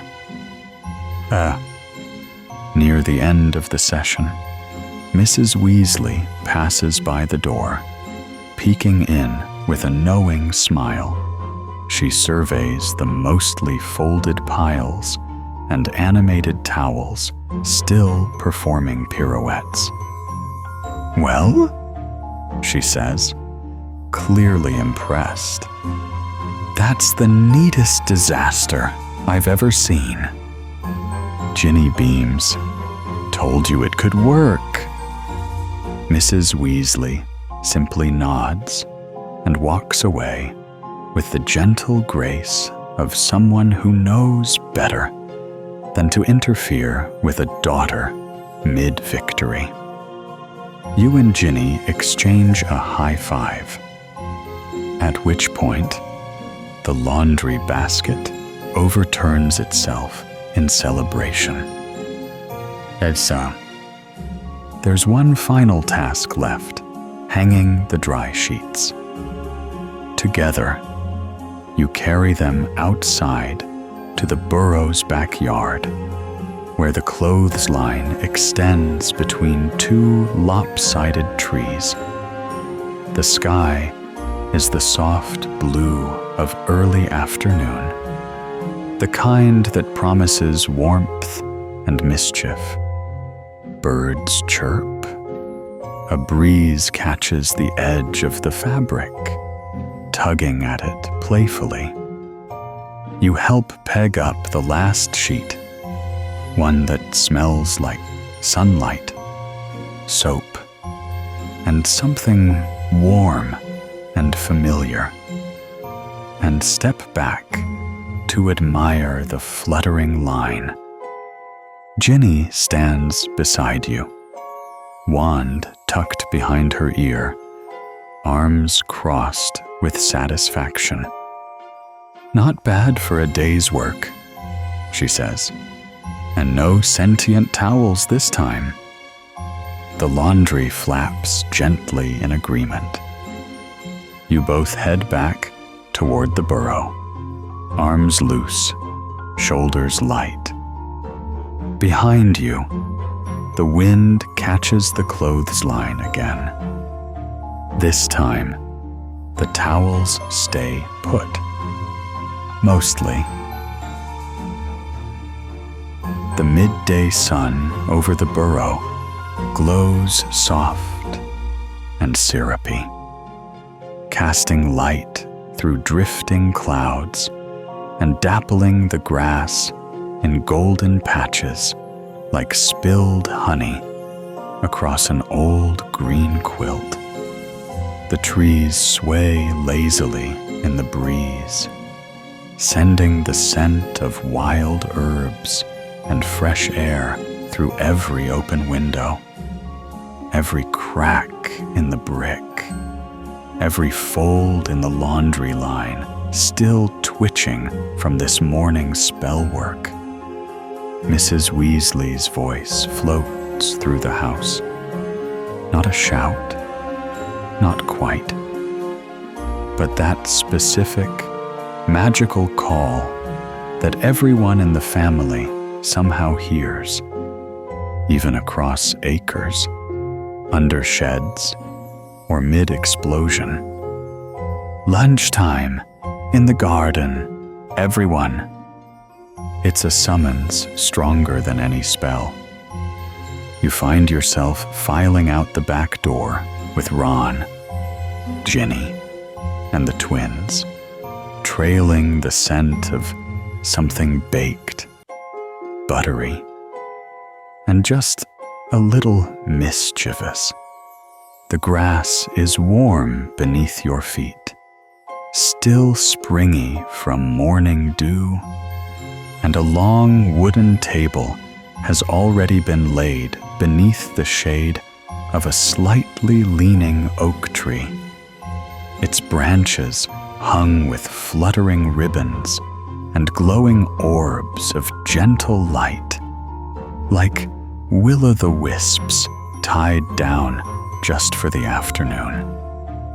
The table itself looks like it was conjured out of a dream, and not the neat kind, either.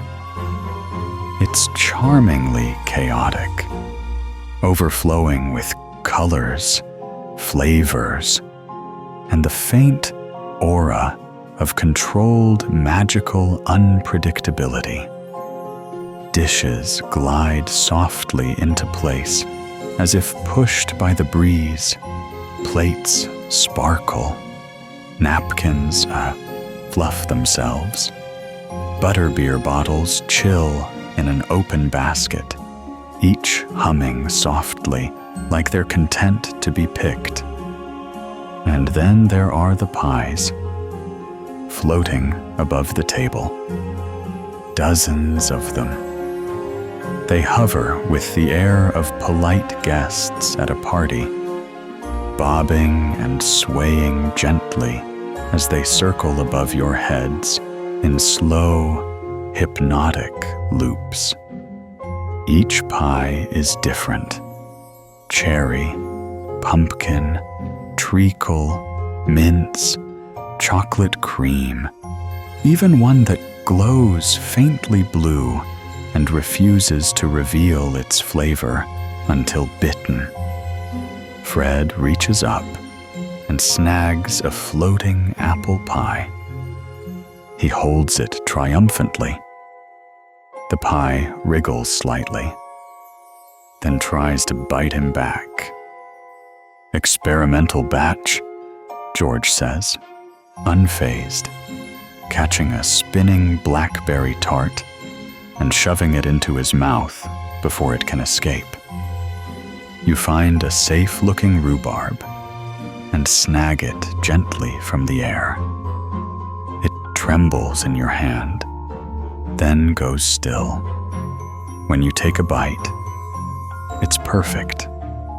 Warm, tart, not too sweet, and buttery in a way that melts into every corner of your mouth.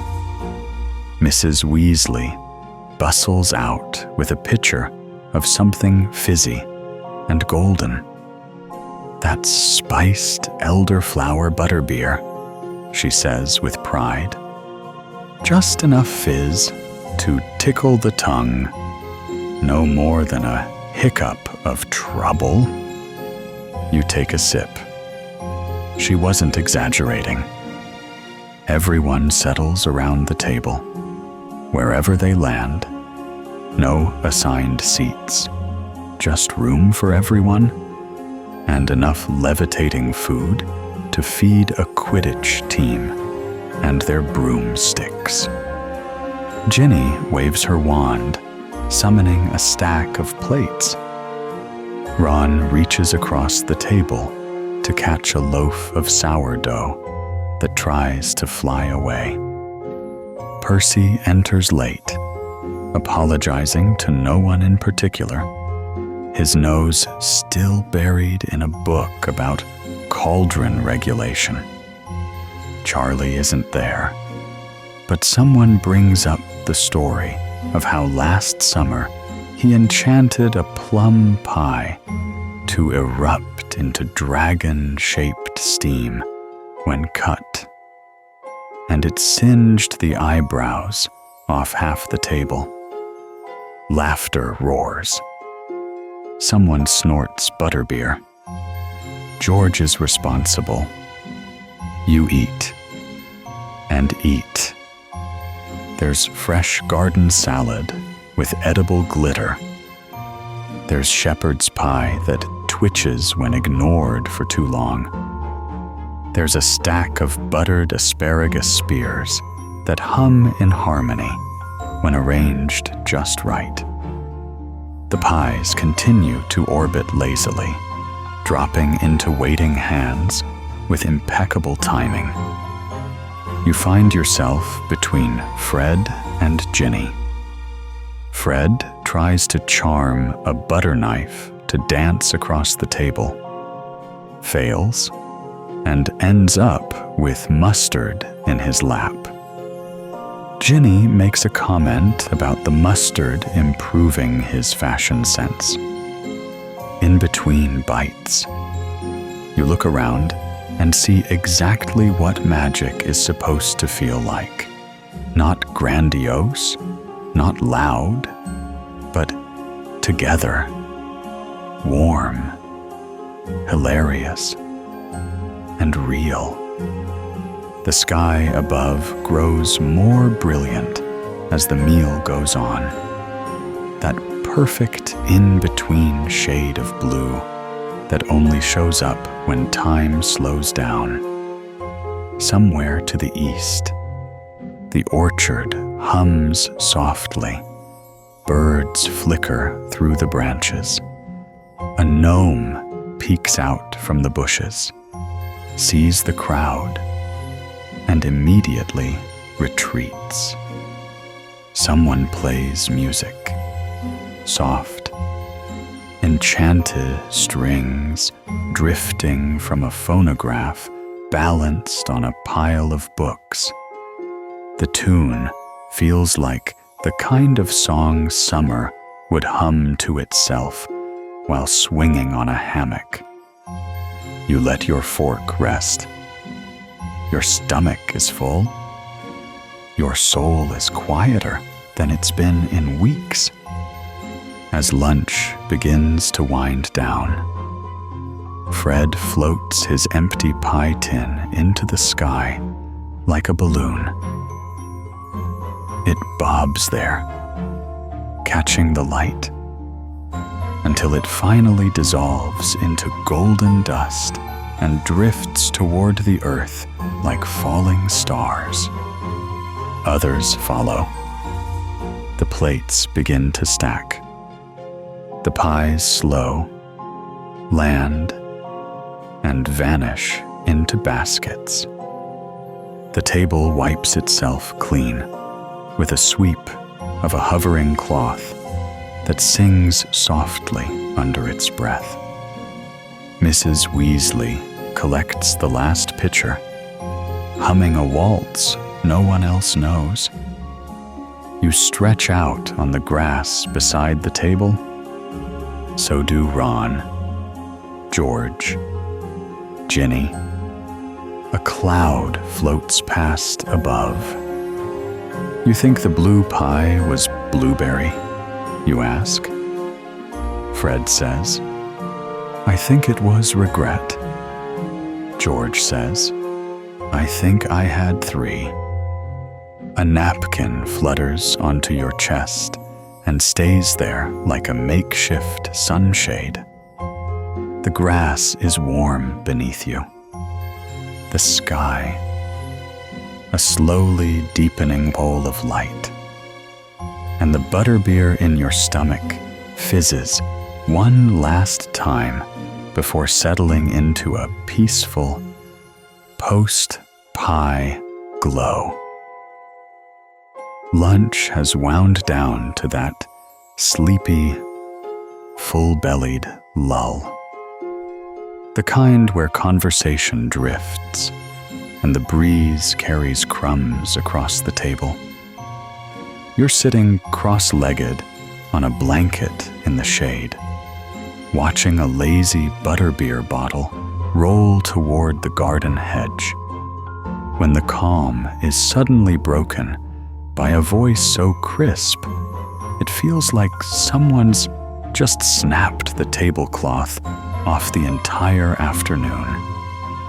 Well, if everyone's quite finished stuffing themselves, Percy says, clearing his throat with theatrical volume, I thought I might read something aloud. There is a silence, a charged, wary silence. Fred looks up from where he's lying on the grass, eyes narrowing. No, George echoes. Absolutely not. Ginny throws a hand over her face. I just ate. Ron doesn't even look up. Percy, no one here consented to this. But Percy is already producing a scroll of parchment from his robes. It unfurls with an ominous flutter and a small breeze, revealing lines and lines of what looks like handwritten bullet points. He adjusts his glasses with a seriousness reserved for court hearings and wizarding law. It's not reading, he says with a proud puff of air. It's a spoken account, an oral history of essential policy developments in the Ministry of Magic's Department of Magical Transportation. Revised edition. Fred groans audibly. Please say you're joking. I have footnotes, Percy says smugly. You glance around. sensing that the mood has now reached too full to escape and too polite to run. You stay seated. Big mistake. He begins. In 1847, following the broomstick standardization dispute, the department formally divided the categories of regulated flight into 4 distinct branches. You feel your soul attempt to vacate your body.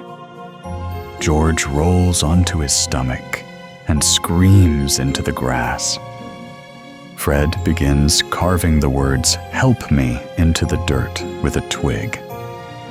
Ron has fallen over and is staring blankly at the sky, mouthing the word, "Why?"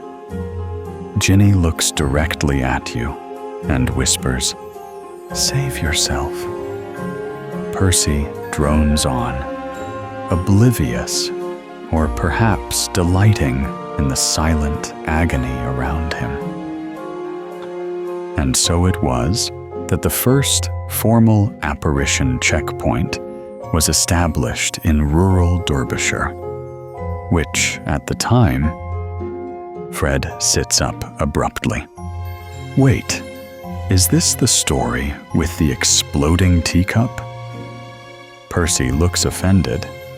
This is an official recounting of... "I think it is," George exclaims. "The one where the teacup hex backfired and turned the flu inspector's nose into a sugar spoon."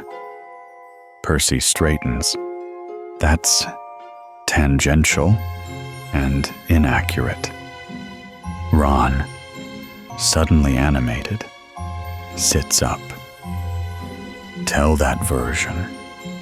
That version had a duel in the ladies' loo. Percy scowls. There was no duel, just a minor miscommunication between... Myrtle says otherwise. Ginny cuts in. She says the whole ceiling collapsed. The entire group is now invested. Percy falters. He tries to reassert himself. Well, if you must know, yes, there was an incident involving a levitation charm and a misfiled permit, and possibly a porridge golem. But Fred whistles. Now this is a story. Percy's ears turn red. This is why I never finish my ministry updates. Because we stop you, Ron says, for the sake of wizard kind. But Percy gives in, folding the parchment away with a quiet mutter and sitting down cross-legged, beginning to explain how a flu network audit turned into the department's only recorded cross-department prank war. You're not sure if it's true. You don't really care. You're laughing too hard to ask. The tale stretches on, and so do the interruptions, each sibling adding their own flair, inserting themselves into roles they clearly weren't alive to fill. Ginny insists she would have cast the better counter-hex. Fred claims the golem was definitely made of oatmeal, not porridge. George acts out the explosion with impressive sound effects. Even Percy, once exasperated, begins to smile. You find yourself leaning back again, the sun warm on your face, the air filled with laughter and nonsense, and the kind of story that will only ever make sense in a place like this. Eventually, Percy declares. And that, dear family, is why the Department of Magical Transportation no longer allows interns to oversee cauldron inspections. There is applause. Sarcastic, enthusiastic, absolutely deserved. You stand with the rest, brushing crumbs from your trousers and gathering mugs, the garden still echoing with laughter. Percy's scroll remains on the blanket, forgotten. A pie tin rolls into the hedge. You walk back to the house, smiling, pie and policy blurring together in a memory that feels exactly like summer should. By the time lunch has faded into laughter and crumbs, and Percy's story has been replaced by sibling bickering and butterbeer-induced lounging, the kind of golden quiet that only arrives in the late afternoon begins to settle gently over the Burrow, like a warm quilt being draped over the entire countryside, soft and slow, and knowing that everyone needs a little stillness after so much noise. You wander without really deciding to, letting your feet follow the gentle slope of the lawn as it curves away from the garden, away from the voices still half laughing over who dropped a pie and who enchanted the pie. To drop, away from the sound of gnomes muttering in the hedges and the distant clatter of Fred and George's latest project rattling something metal in the shed. Past all of that and into the orchard's edge, where the trees grow alert and quieter, and one particular sycamore stands with a crooked, knowing, lean, as if bowing toward you in invitation, tucked in its branches, half hidden by leaves and halos of sunlight. You spot it, the Weasley treehouse, not so much a structure as it is a floating dream tethered by memory and charmed nails. Its base not quite touching the branches, bobbing just slightly in the air, like a boat waiting to drift off into a sea made entirely of sky, held in place by a mixture of soft wind and the kind of household spells that only work because no one questions whether they're supposed to.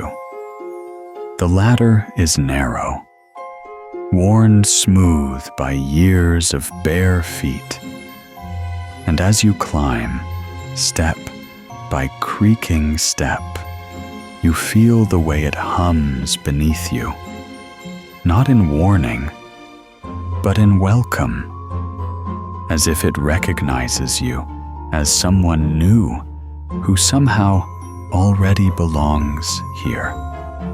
Inside the treehouse, the air is different, lighter, tinged with dust and pine sap, and a faint sweetness like pumpkin juice that once spilled and never got cleaned up and still lingers like a sticky memory in the floorboards.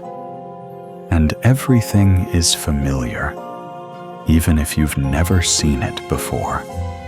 Patchwork cushions that have seen summers, blankets tossed across crooked benches, one window cracked just enough to let in the wind, and a chime that never stops playing the same 5 notes in a lullaby rhythm. You lie down because there's nothing else to do in a place like this. And the moment your back touches the cushions, the whole structure gives a gentle sigh and rocks, not side to side, not up and down, but away, in the sort of movement that feels like being cradled by something much older than wood and spells. Something that knows rest is more than stillness. That real quiet happens only when the world around you agrees to pause too. Through the window, the trees stretch in every direction, green, filtering gold, and above, the enchanted ceiling of the treehouse, because, of course, it has one, shimmers faintly, reflecting not the real sky, but something softer, dreamier, a painter's memory of the heavens smeared with slow-moving stars and clouds that drift so lazily you can feel your breathing slow to match them. Somewhere down below, a voice calls your name and fades like it was only half meant. A branch creaks in the breeze. A gnome sneezes, but none of it touches you.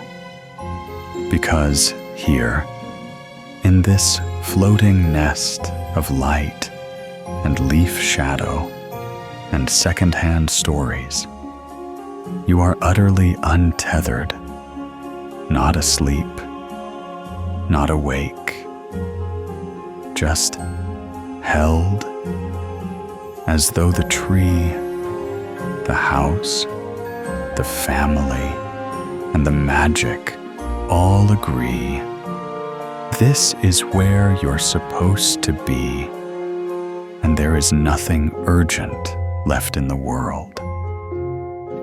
There comes a time in the day, just after the butterbeer has settled warm in your belly, after the last pie has floated away, and after the garden has dimmed into pockets of soft blue and fading orange, that something changes, not loudly or even visibly, but deeply and wholly, like the house itself has taken a breath.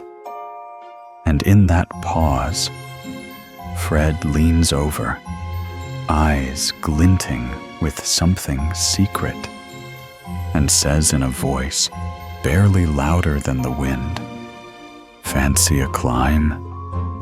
You don't ask where. You just follow. Because in this house, curiosity is currency, and trust is unspoken. And so you trail behind him. Ron and Ginny close behind, up a staircase that hums from 1,000 footfalls, and past bedrooms glowing with golden light, until you reach the hatch you hadn't noticed before, where George waits with a mug in each hand and a grin that tells you he's been looking forward to this part of the day the most.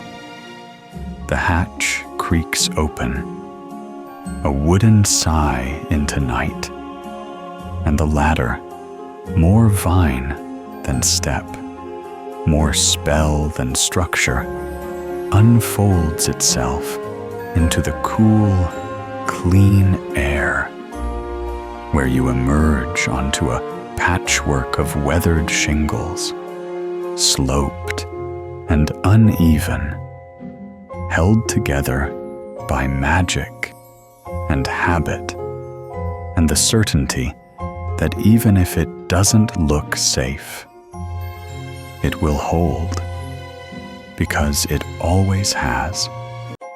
Up here, the roof of the burrow is no longer part of the house, but a threshold between the cozy known and the vast, blinking unknown.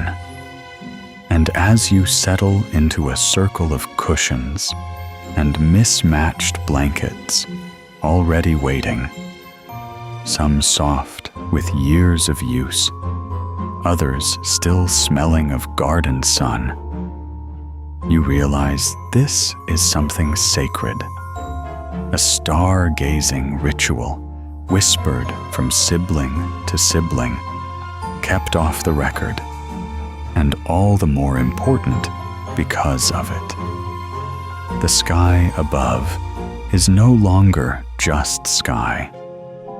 It's an ocean of ink, peppered with stars so bright they look like someone poked holes in the heavens to let the light through.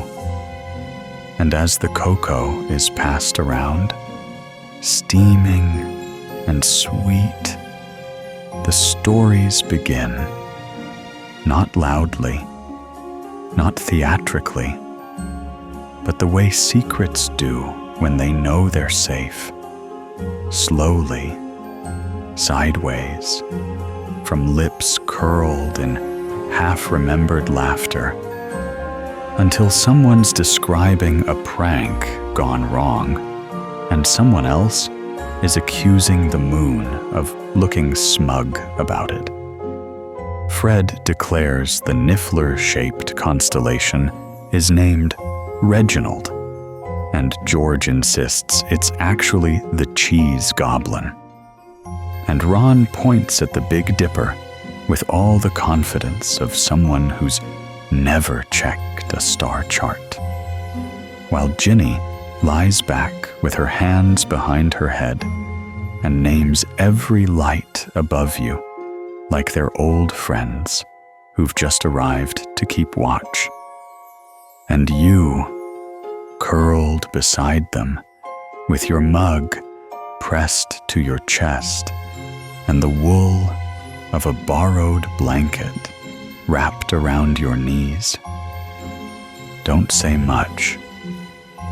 Not because you don't belong, but because you do, so deeply and so suddenly that to speak would be to break the spell of it. The wind on your cheeks, the roof warm beneath your legs, the house humming gently below, and the sky, oh, the sky stretching wider than you thought the world could be. Eventually, the words slow, the laughter softens, the cocoa disappears, and one by one, they fall into silence, not because the magic is gone, but because it has finished its sentence.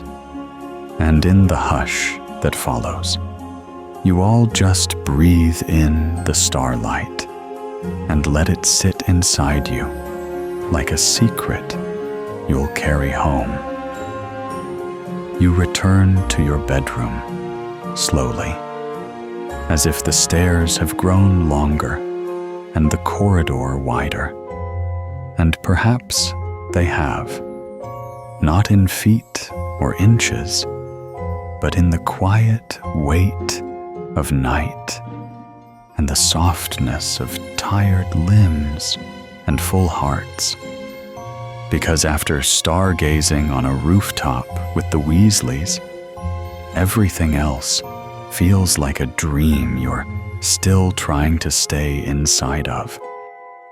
The lantern in your room flickers on as if it's been waiting up for you, casting a sleepy amber glow across the floor and walls And your bed, as always, looks more like an invitation than a piece of furniture, with its patchwork quilt slightly askew and the pillow plumped in just the right way that makes you wonder whether Mrs. Weasley has charmed it to anticipate your tiredness. You toe off your socks. The floorboards warm from the summer day that still lingers in the bones of the house, and shrug out of your jumper with the grace of someone only barely awake, moving not because you have to, but because your body has begun to tilt naturally toward sleep. And your thoughts trail behind you in slow curls, like wisps of steam off a mug of late-night cocoa. The ceiling above you has changed again. Of course, no surprise by now. And it's gone full night sky now, painted not just with stars, but with whole galaxies blooming outward in quiet spirals, their light flickering gently in rhythm with your breath. The kind of magic that doesn't announce itself with fanfare, but still insists on being felt deeply, quietly, fully. And just as you slide beneath the covers, pulling the quilt up to your chin and settling into the perfect dip of the mattress, it happens. You hear them, laughter, through the floorboards, through the walls, through the very frame of the house, a ripple of it, like wind moving through trees, like a spell cast, not with a wand, but with a grin and a punchline, and the kind of joy that comes only from years of chaos lived together under one very crowded, very tilted roof. You hear Fred's sharp, barking cackle, and George's wheeze right behind it, Ron snorting through his nose, and Ginny howling in response, and even Percy, who probably doesn't want to admit he's laughing, but whose voice still carries that distinct, affronted lilt that always makes everyone laugh harder. And it wraps around you, not like noise, not like intrusion, but like warmth, like a fire still burning in the next room, like being pulled into a hug by people who didn't need to say your name to know you were listening. You close your eyes, not because you're forcing sleep, but because this is how it happens here. Gently, surrounded by a house that holds everything, crumbs and dust and leftover spells and loud stories and bigger hearts, and still has room for you, still has made room for you, as if it's always been waiting. The quilt settles heavier. The air cools just enough, and your breathing begins to match the rhythm of the creaks and sighs of the Burrow, that strange and magical house that should not stand by all laws of architecture and logic but does, stubbornly and lovingly, because people like the Weasleys live in it, and because people like you, lucky, tired, and now fully woven into its story, get to fall asleep here. The laughter fades, not completely, but to a murmur, the way fire embers talk to each other long after the flames have gone out, and you drift, one breath at a time, into the kind of sleep that doesn't need dreams, because the day you had was already more magical than anything your mind could conjure.